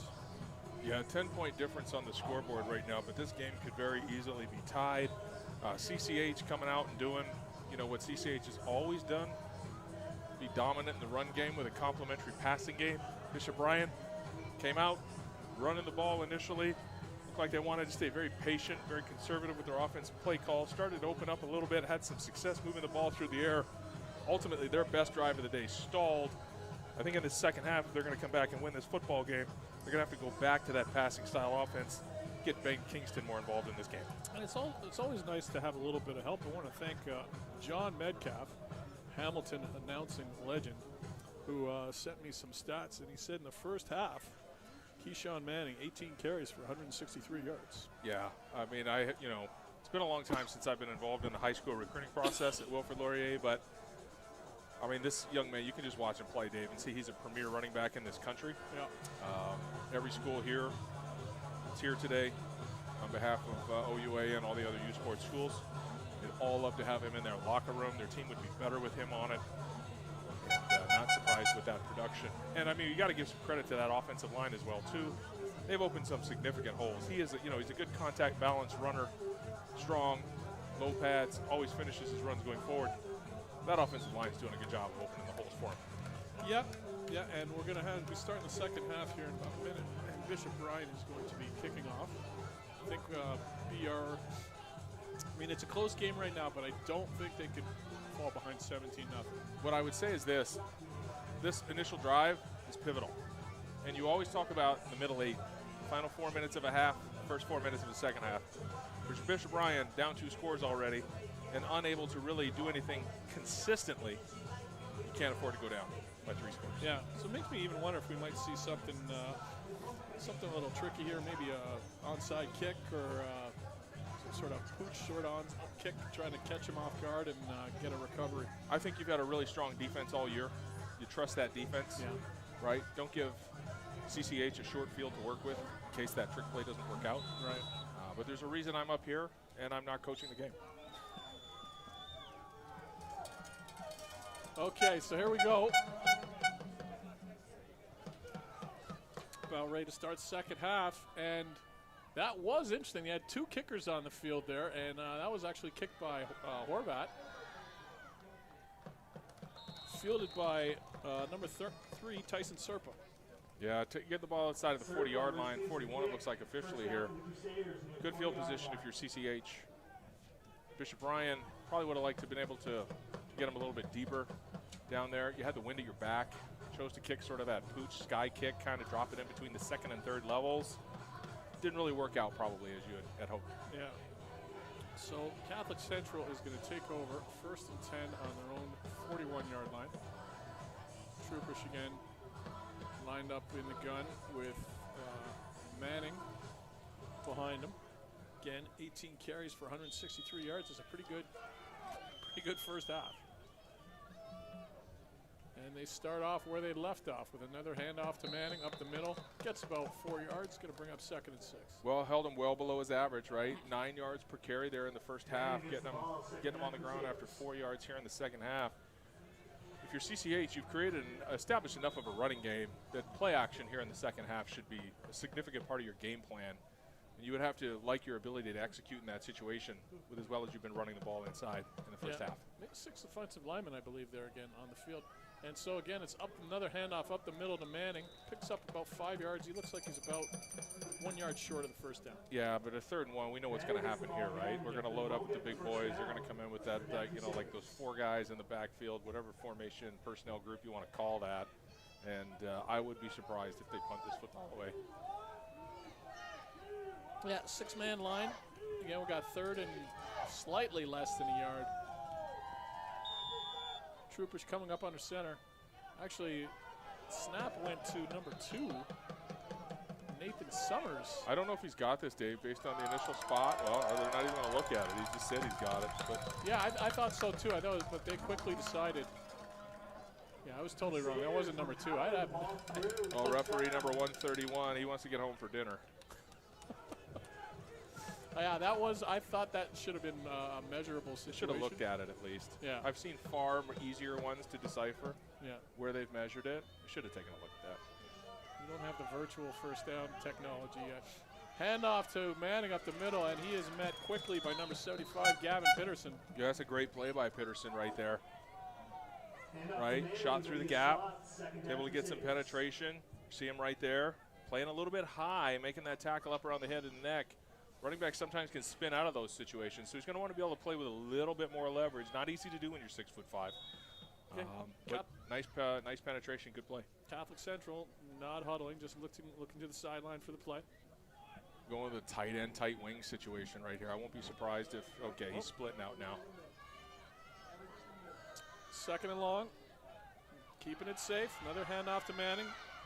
Right side, finds a hole. Good, breaks the tackles. He's going to go all the way. 30, 20, 10, touchdown, Manning. So we talked about, the offensive line blocking. We've talked about so many different things as it pertains to this young man. This is the contact balance I talked about right here, right? You think he's down based on the initial contact, but the legs don't stop.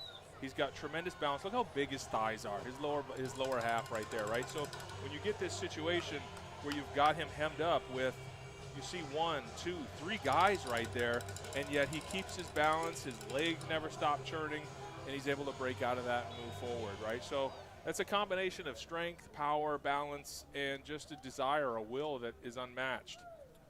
And the kick is good. So that makes the score 17-0 for Catholic Central.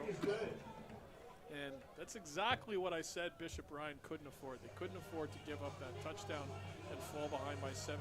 Now they're put in a situation where I feel like they're going to probably have to pass the ball almost all the time. Yeah, and they shouldn't have given up that play, to be honest with you. I mean, as much as I can talk about, as I can provide accolades for Manning in that situation, you had 3 guys at the point of contact. There's no way. I mean, that's a poor tackling issue right there. Obviously that's something that, is going to hurt them now, put them down 3 scores, when really that should have just been a 5 or 6 yard gain as opposed to an explosion run for a touchdown. Yep. So, again, the London Catholic Central Crusaders, led by head coach Alexander Kurowski, leads the Bishop Ryan Celtics 17-0 early in the 3rd quarter. Catholic Central, again, ranked number 1 in the high school coaches poll. And with a victory, you wonder if they'd maintain that spot. And so we're going to have the kickoff now. And 2 men deep for Bishop Ryan. Flurry about to kick off. It's deep. It's going to get fielded around the 20-yard line. I think that's Ben Kingston coming up to field it. Coming up the middle, they need a play from Kingston. Decent return. Well, actually, gets to the 43-yard line. Yeah, good starting field position. For another 9 minutes, maybe almost 9.5 minutes here, they're going to have the wind at their back. So it's an advantageous situation, right? We've been able to see them have some success in the passing game, spreading that CCH defense out.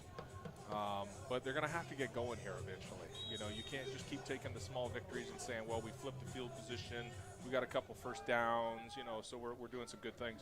You need points at this point. Yeah, well, they got 4 receivers to the left, 1 to the right, quarterback in the shotgun, 1 back behind him. And he's looking to take a deep shot, but somehow he escapes the sack. Unreal. It looked like, I think that was that 99 again? Yeah, absolutely was. We saw that on, like, I believe the very first drive of the game where he was able to beat that tackle clean on the outside. Now he switches it up. He beat Gavin Pitterson with speed off the edge in the first quarter. This time he sets him up with speed and then works back across his face with the inside move. Pitterson is having a tough time at tackle here this afternoon going up against A.J. Davis. So Jack Redmond did a great job avoiding that sack. He eventually did get a yard gain on that, maybe half a yard. So it's going to bring up 2nd and long for Bishop Bryan. Redmond rolling to his right a little bit. He hits Andrew Centorami right at the sideline. Centorami had to go down to catch that ball. It's complete. Only problem is they're about 3 or 4 yards short of the first down. 5-man pressure. You know, it's a quick game throw, get it on the quick out. The problem is like that's the type of a route right there where there's a good chance the receiver's not going to be able to gain any yards after the catch, just based on his proximity to the sideline. So you gain 6, but ultimately at the end of the day, you're still punting it away anyway. I think you need to find a play there where your primary receivers are at first down depth. Too soon to gamble on 3rd and 3 here at about midfield? I think so, especially considering where it is. It's a short field if you don't get it. Yeah, so they're playing it safe. Man running on for Bishop Bryan. You sure as hell wouldn't want to be short when you're trying to punt the ball. You wouldn't want to punt it with 11. Another low snap, bounces off the ground, fielded by the punter.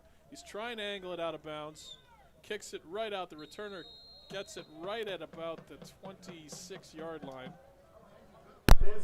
You know, they got this BR defense is going to have to get a stop here, Dave. Going to have to get a stop here. They put pressure on themselves by giving up a touchdown on that first drive of the second half. You really got to take that faucet now, and you got to take that. You got to turn it off.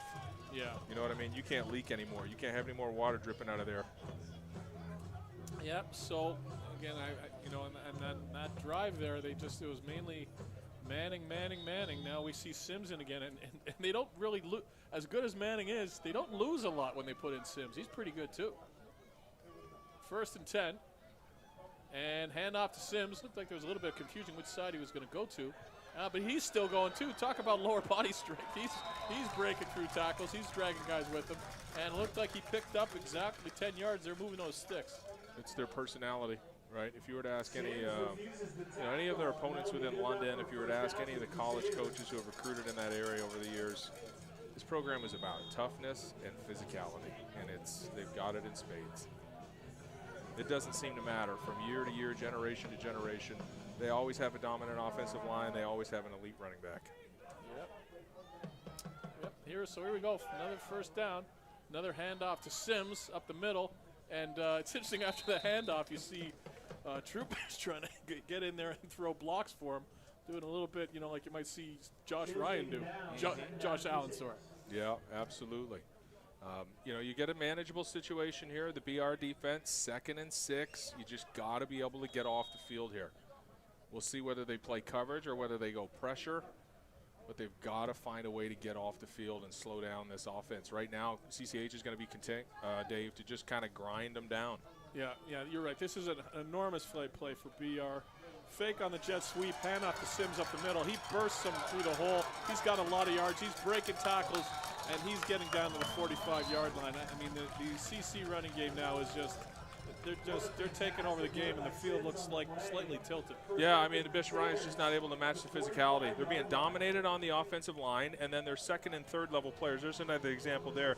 We saw previously on the last drive when Manning was able to break the tackle of 3 defenders. You see right there, Luka Horvath's got an opportunity to make a one-on-one tackle, and he can't do it.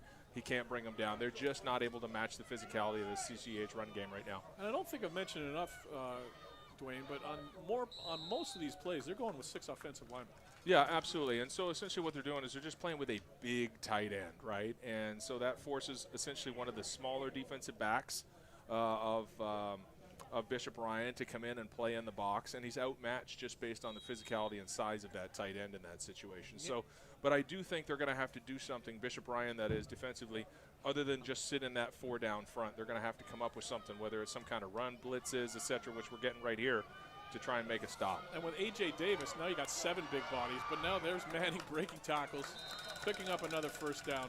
So again, that offensive line is doing a great job. There's 6 of them, and with Davis, you got 7 big bodies up there just imposing their will. Absolutely, and so BR came with some run pressure right there. They brought some off the edge, and you'll see here in the replay, they got an opportunity to make a play right there. You got to go close it out, right? Number 4, Lucas Underhill. You got to just go close that play out. And off the other edge, they had another defender miss in that situation. When you get your chance to make the plays, you got to make them. So that seemed kind of weird. We had a 1st and 10, and basically they ran a quarterback sneak. Yeah, a little bit off the graph there. You wouldn't have predicted that play call. No, picked up 4 yards. I think right now, Dave, they're confident that they can run it in any way, shape, or form. Yeah. They can come out with these obscure run calls. And you're wondering right now how much BR has left in the tank in terms of will and intensity here. How hard they're going to be able to fight. Well, jeez.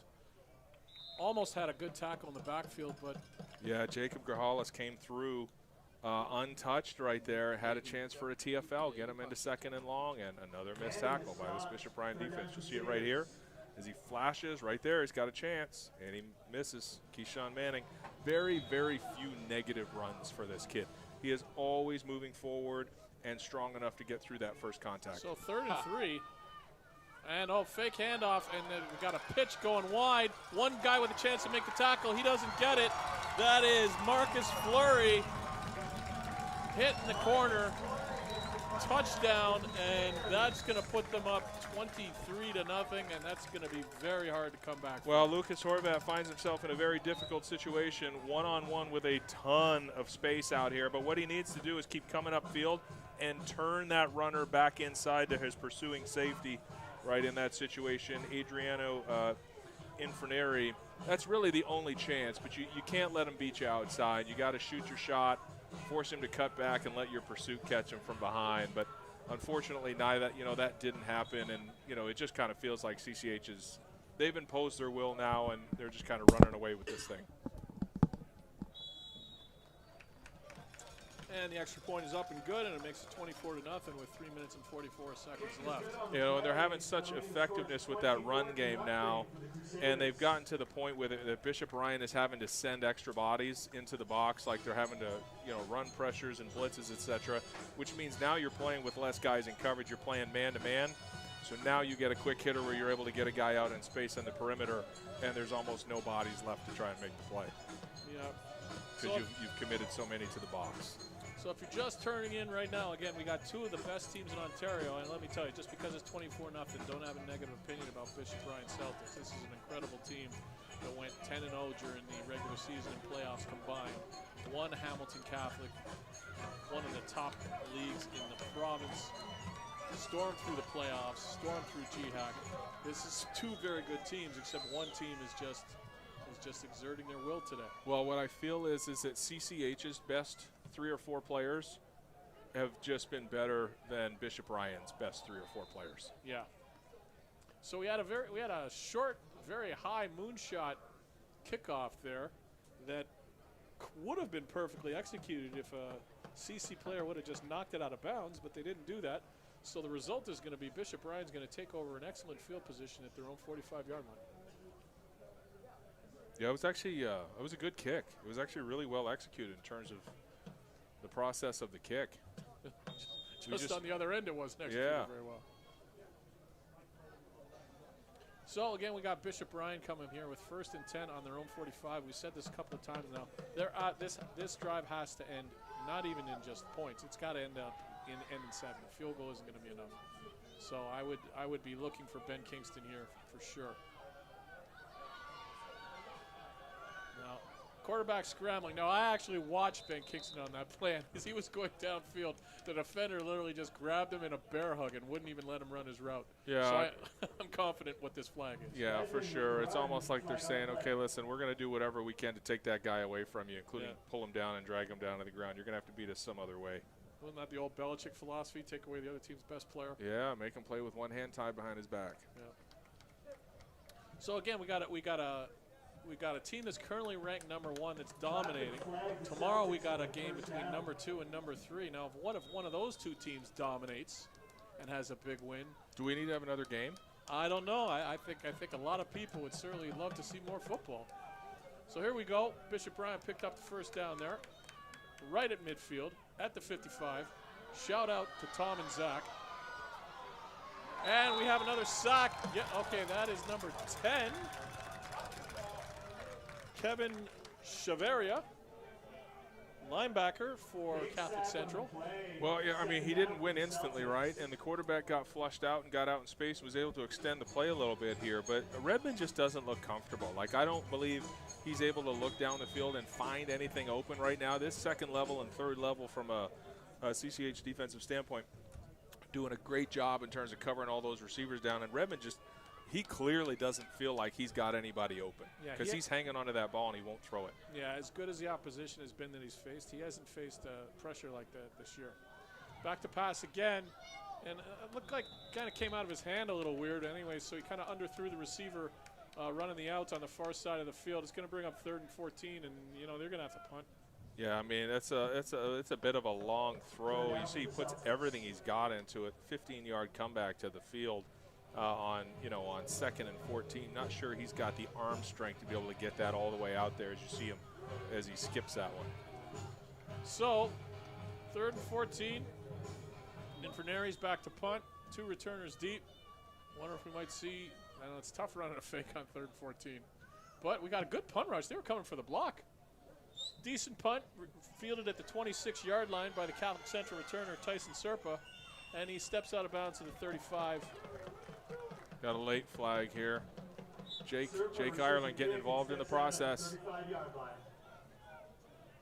That's going to have to be it's post-snap, or sorry, post-whistle, so I'm sure it's some type of objectionable conduct on one of these two teams. Now, what came first, the invention of the forward pass or Jake Ireland's first game refereeing? I think they were simultaneous. They might have been simultaneous, yes. Just kidding, Jake. No, I'll tell you what. To me, I see it as a badge of honor. You know what I mean? If I could be doing what he's doing as long as he's been doing it, good on him. You know, I do see him doing, it's actually amazing that he'll do high school games. You know, some people might have the attitude, I'm a CFL ref, right?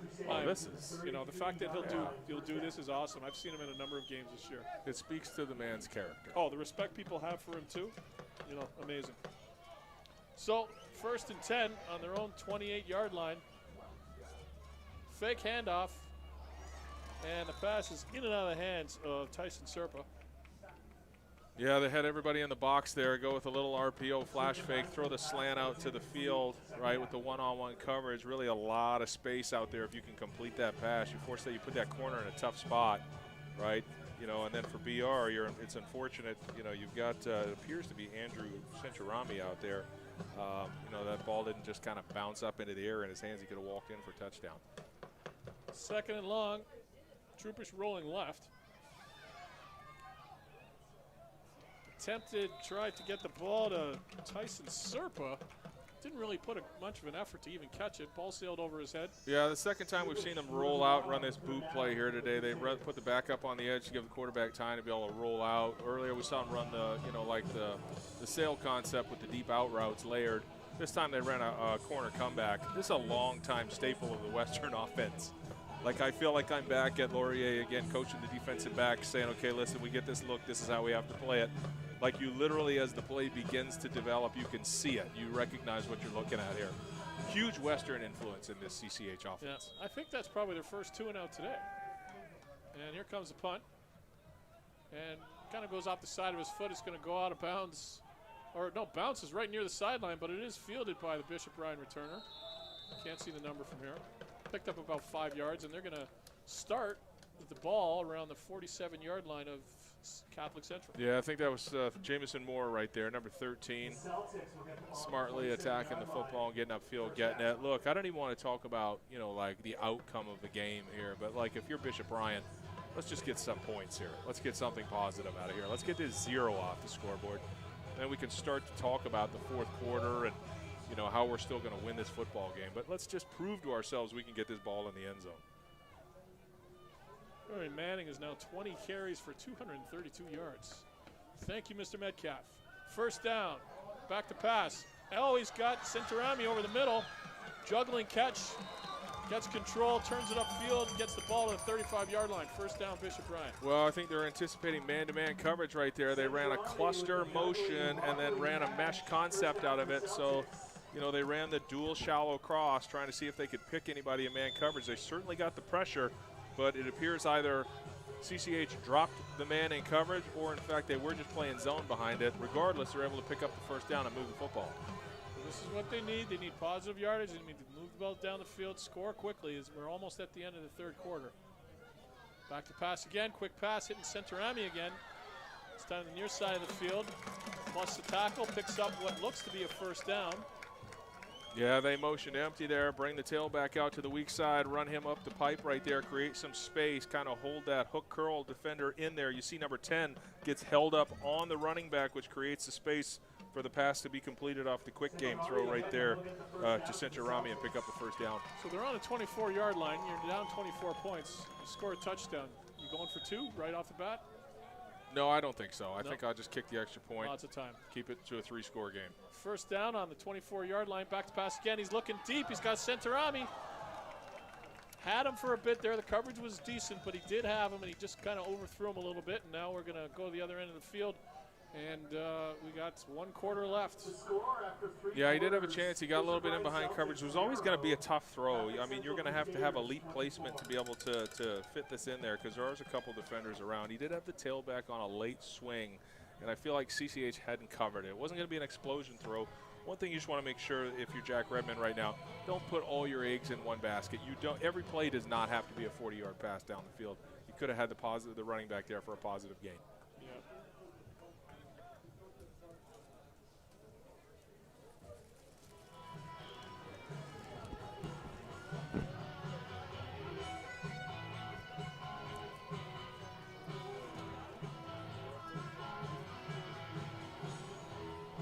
Name that tune. It's going back to Coach Cameron's youth. Who is this? Yeah, is this Pat Benatar? Pat Benatar, hit me with your best shots. Yep. Shout out to CJOY Radio here in Guelph. Apparently that song was actually banned in some areas. Okay, so it's second down and 10. Back split. Looking deep, hits the bat in the back on the near the sideline, hoping he can break a tackle. So, Dave, that's the exact same play. Yeah. They just ran the corner swing, right? They had one receiver backside. He cleared out the high defenders. Quarterback just looked at it, drew all the defenders to the high receiver, and then you see the tailbacks really unaccounted for out there in the flat, and you're able to pick up a positive game. Yeah, it was Kyler Bailey Johnson. He needed really to break the one tackle, but it was a good tackle made on the edge there. I couldn't really see the number. Might have been 15 playing the corner on the other side. I can't really tell. Anyway, it's third down. This is a huge play. 3rd and 5. Looking for the had the receiver Kingston running a short corner route. Little bit of contact there. No flag. Got to make that play. It's not an easy play, but you got to make that play. You'll see right here at the end, he subtly pushes off, right, just to create a little bit of separation between him and the DB. Yeah. Now he's just got to get the hands up and catch it. Unfortunately, he's not able to bring it down. You've got a chance to make a play to get your team back in the game. You got to find a way to come down with it. Yeah. Quarterback gave you a chance. It was a good call. So we saw Catholic Central in their last series, uncharacteristically, try and pass the ball twice in a row. I'm gonna bet you $1, Dwayne, that we're gonna see a handoff here. I didn't agree to the bet. But I mean, it was a good call by you. You didn't say anything, so that implies consent. So that implies consent to the bet. So I win $1. Anyway, Manning got about 5 yards up the middle there. Yeah, to be honest with you, just based on the BR inability at this point in time to put the ball in the end zone. If you're CCH, you probably feel still, even at this point in time, you can run whatever you want. You can throw the ball. You don't need to, but you can't be. I don't think they're going to be afraid to throw it at this point. So you think if there's people watching this game today, maybe we got Manning going around the left end, busting tackles, picking up another first down at the 30-yard line. Do you think, Coach, other coaches watching what they're doing, We've seen him go with 6 offensive linemen on every play. You think this could start or influence a trend among high school coaches to try and emulate this? I think it depends on your personnel. You know what I mean? If your 6 offensive linemen is going to be better than your fullback or your tight end, then yeah. I mean, at the college and the pro level, we use 6 linemen on the field all the time. In fact, it's a huge thing in the CFL. Sometimes you'll put 7 linemen on the field and go double tight ends with the big guys. 1st and 10 at the 31. Another handoff to Manning. This time it's stuffed early by Jacob Gujales. No gain. Good job right there with that BR front, though. But, you know, just making tackles at the line of scrimmage at this point in the game is not going to be enough. You need turnovers. Yeah. And, you know, they're going to have to force them quickly and frequently.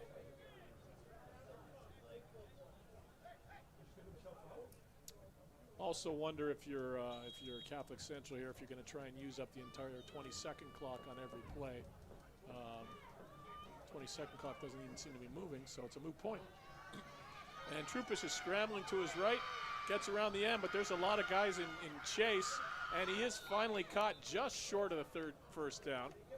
About a yard short, finally tackled by number 88, Kevin Colina, 6'3", grade 12. Yeah, they let him get out of the pocket right here. The end went inside and didn't stay outside, so undisciplined in his rush lane. I felt again like Adriano Infinari had an opportunity to close fast and try and make the tackle a little bit earlier before he got that close to the first down marker.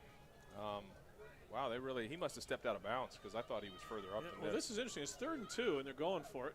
They may be trying to draw them offside. I think that's what's going on. You know, has that 20-second clock been working all day at all? I mean, I just see I haven't looked very much. No, Jake's not. That's you'd want that to be working, wouldn't you? In an ideal world. Especially if you'd want to kind of try and use that clock. Yeah, I think the smart move here is just punt the ball, right? Like why give your opponent any chance of life? Yeah.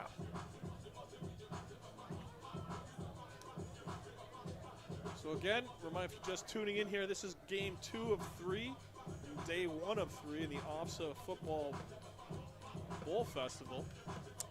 9 games featuring 16 regional champions and a couple of regional runner-ups. This is certainly one of the 3 marquee games of the festival. The other 2 being one tomorrow between Huron Heights and Frontenac, and the other one on Wednesday being Meyer versus Cora.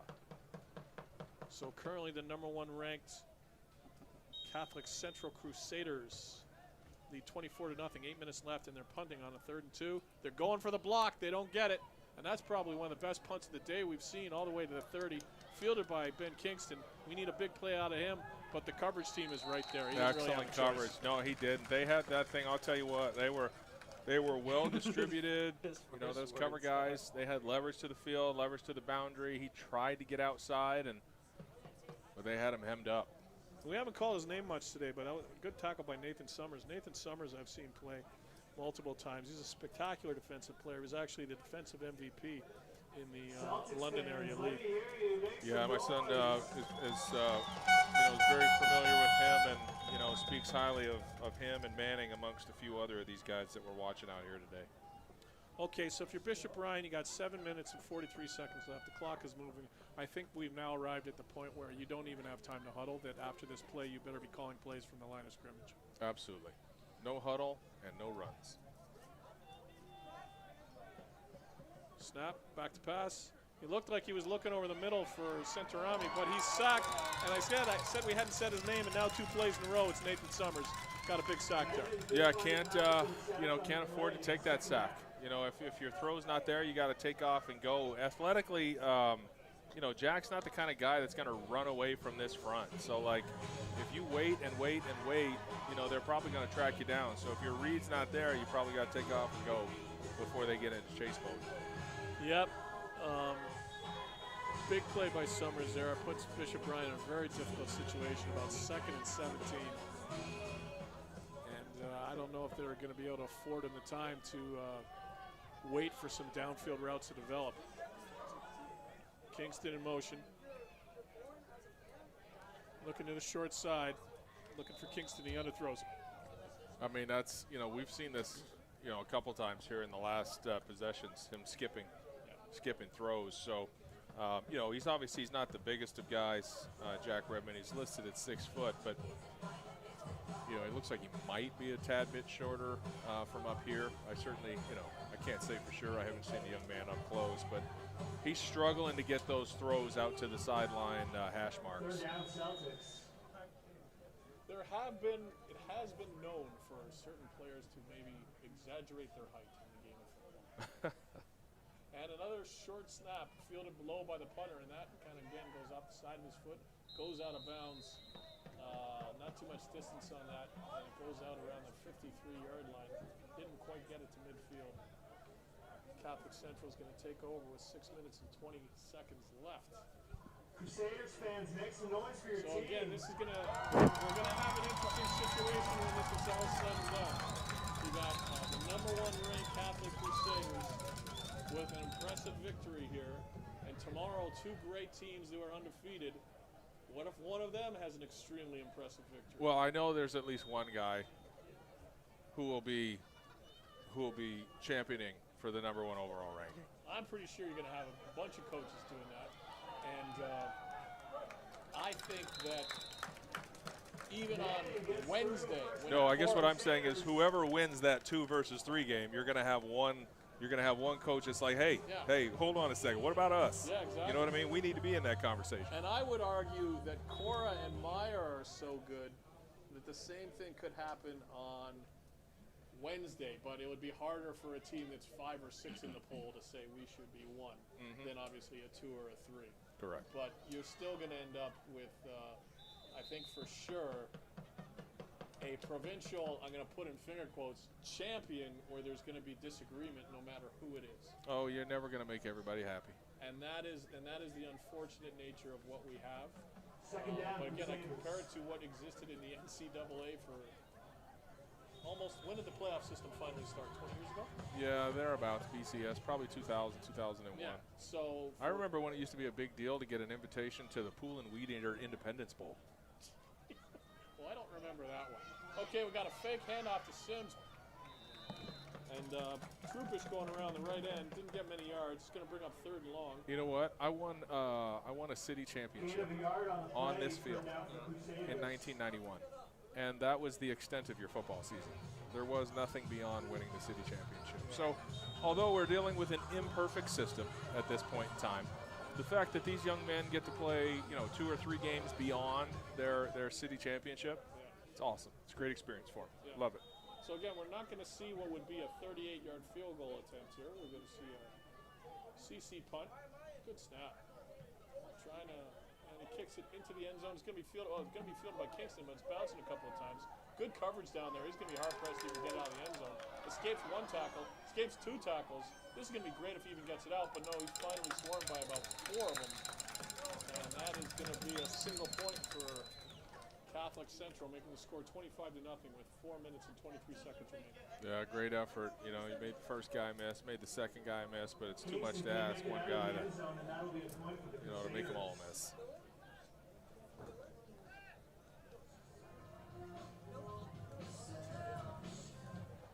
Fans, we also want to remind you that the field is off limits at the end of the game. You can meet your players outside the stadium once the game ends. So we got Bishop Ryan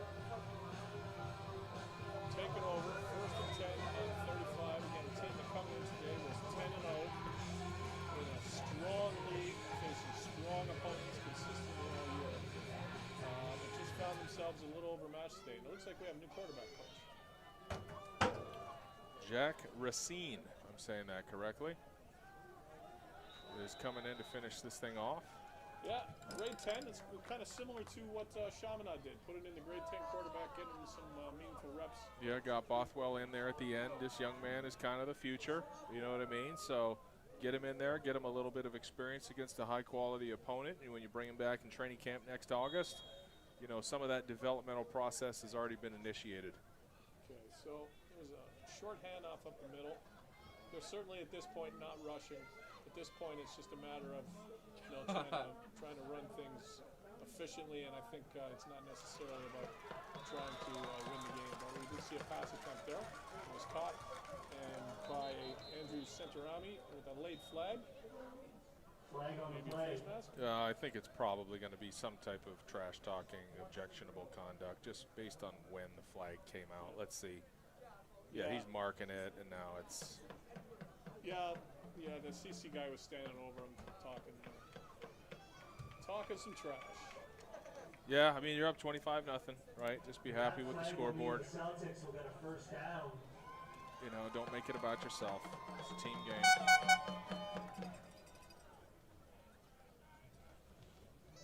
3 minutes and 16 seconds. Clock is running. 1st and 10. Bishop Bryan on their own 51-yard line. Again, I'm sure they'd like to get at least one touchdown on the board before the game's over. Pass again to the sideline. Just a little bit too tight a window. Kingston actually caught that with one hand. Yeah, no, it was a good catch. He was already out of bounds. The throw was a little bit late. Took a little bit too long to get there, and the receiver had already carried out of bounds by the time the ball arrived. Yeah, it's a great catch. Nice tight coverage there. Caleb Chapman.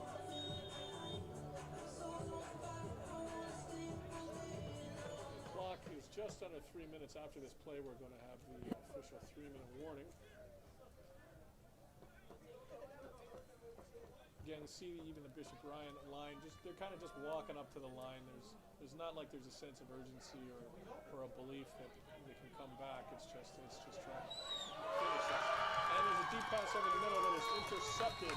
Cole Summers. 34, Cole Summers. I'm going to go out on. I was going to say that. I'm going out on a limb. I'm on that same limb. I think they're related.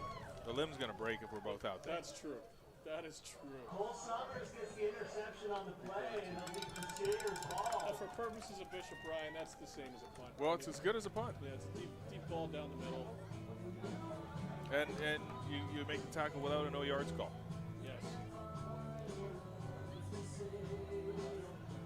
And you don't have to worry about events. You know, we came in and we're talking about 1 versus 4. There really hasn't been any aspect of this game that CCH hasn't been dominant in. No. They've won all 3 phases. No, I think you could confidently say that if they played 5 times, Catholic Central would win all 5. I don't know why I picked the number 5, but anyway. Because 5's making the tackle on this play. Yeah, that was just some sort of... Luca Horvat. Yeah.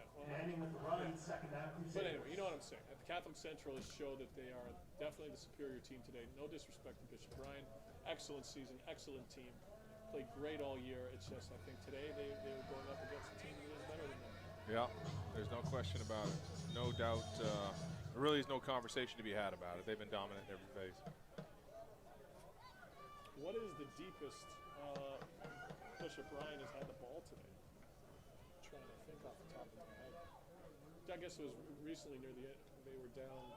Just one time they were close. Handoff, flea flicker back to the quarterback. They're going deep. And what a throw. What a catch by Marcus Fleury, about a 40-yard pass.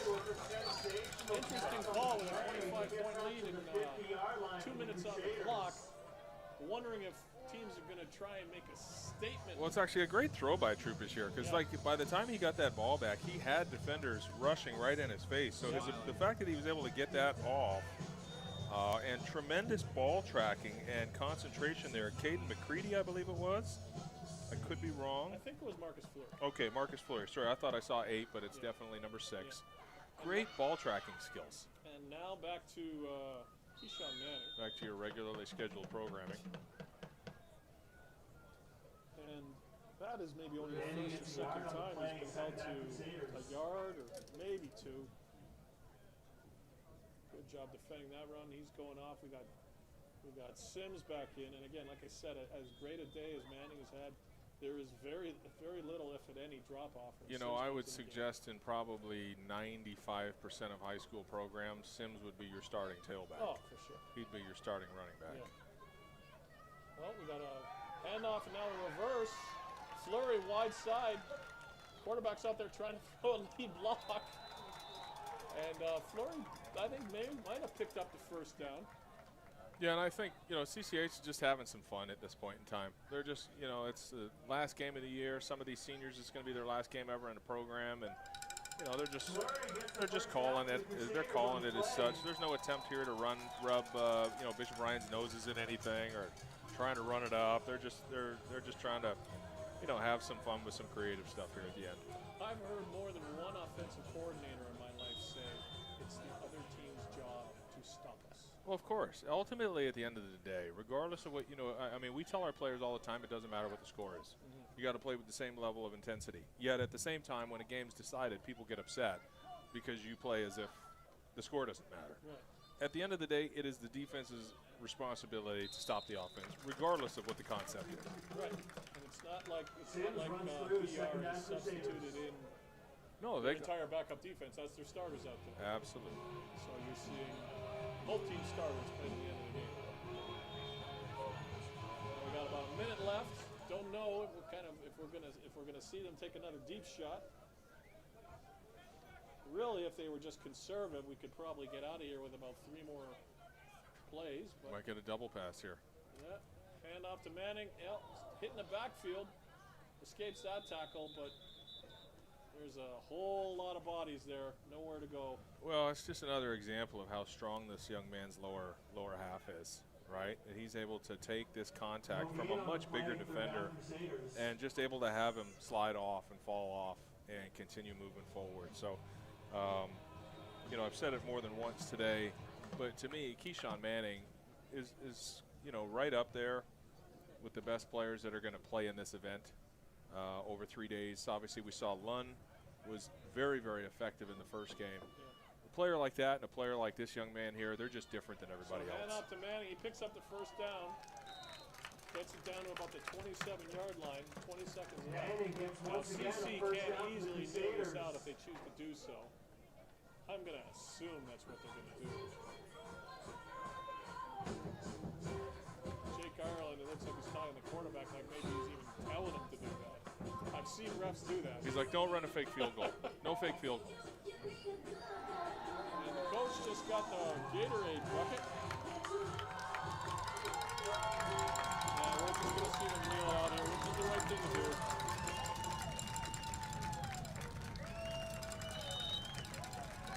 So, 5 seconds, 4, 3, 2, 1. He's going to kneel it out. And you have the #1 ranked team in Ontario beating the #4 ranked team in Ontario in a convincing fashion, 25-0. The London Catholic Central Crusaders going to make tomorrow's game between Huron Heights and Frontenac be even more interesting than it already was. Well, it'll be interesting to see in that game tomorrow, Dave. If it ends up being a one-sided affair, does the leading team in that game try and really run the score up as much as they possibly can to support their argument that they should be the #1 team? I think you might see that, just like you saw that deep pass from Catholic Central. I'm sure for a while they were thinking 32-0 sounds better than 25-0. Yeah, we'll see with those two teams tomorrow, but to me, you'd be hard-pressed to find a team collectively on each side of the football. Remember, the CCH defense was able to get after the quarterback and make some sacks today because the CCH pass coverage was so good. The CCH run defense was good. The CCH punt coverage was good. There wasn't an aspect of this game where I thought, okay, these two teams are even. This team was by far and away, in each aspect of the game, the most dominant team. So regardless of what we see tomorrow, it's going to be difficult for me to believe that either one of those teams is better than this CCH team. It's going to be tough. It's going to be tough. You're going to see 2 really good teams, and maybe by the end of tomorrow we'll be changing our minds. But you know what? If you're out there, you won't be there to hear us because tomorrow it's an entirely different crew. I don't know who it is. But I'm certainly going to be watching those games. I believe you're going to be on a plane. No, one more day. One more day. So you will be watching. We're on a plane Wednesday night. Okay. So we'll be watching the games. We'll just be not sharing our thoughts with the millions and millions of people at home. So we're going to wrap things up here from Guelph. Again, the final score was your London Catholic Central Crusaders 25 and the Bishop Ryan Celtics 20. I'd like to thank Wayne Cameron. And you will hear us again in a little bit at 5 o'clock for Game 3 between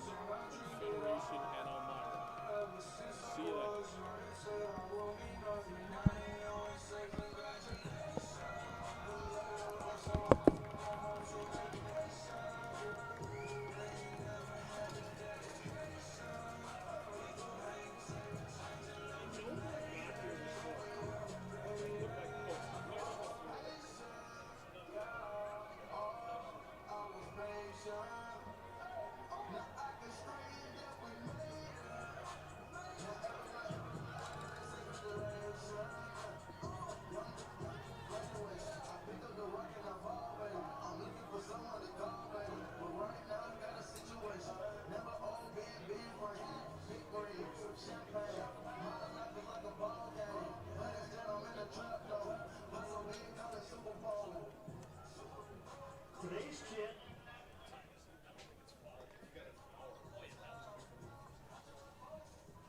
championship was a showcase of heart, toughness, and exceptional football. Congratulations to both teams on an outstanding performance in the Western Bowl presented by the Lang Innovation Team. We would like to welcome Coach Mark Surya and Coach Matt Berry from the Guelph Griffins to center field for today's banner presentation.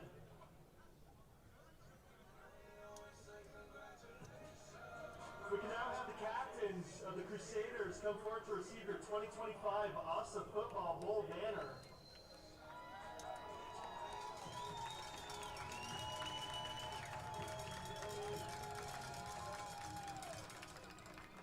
Congratulations once again.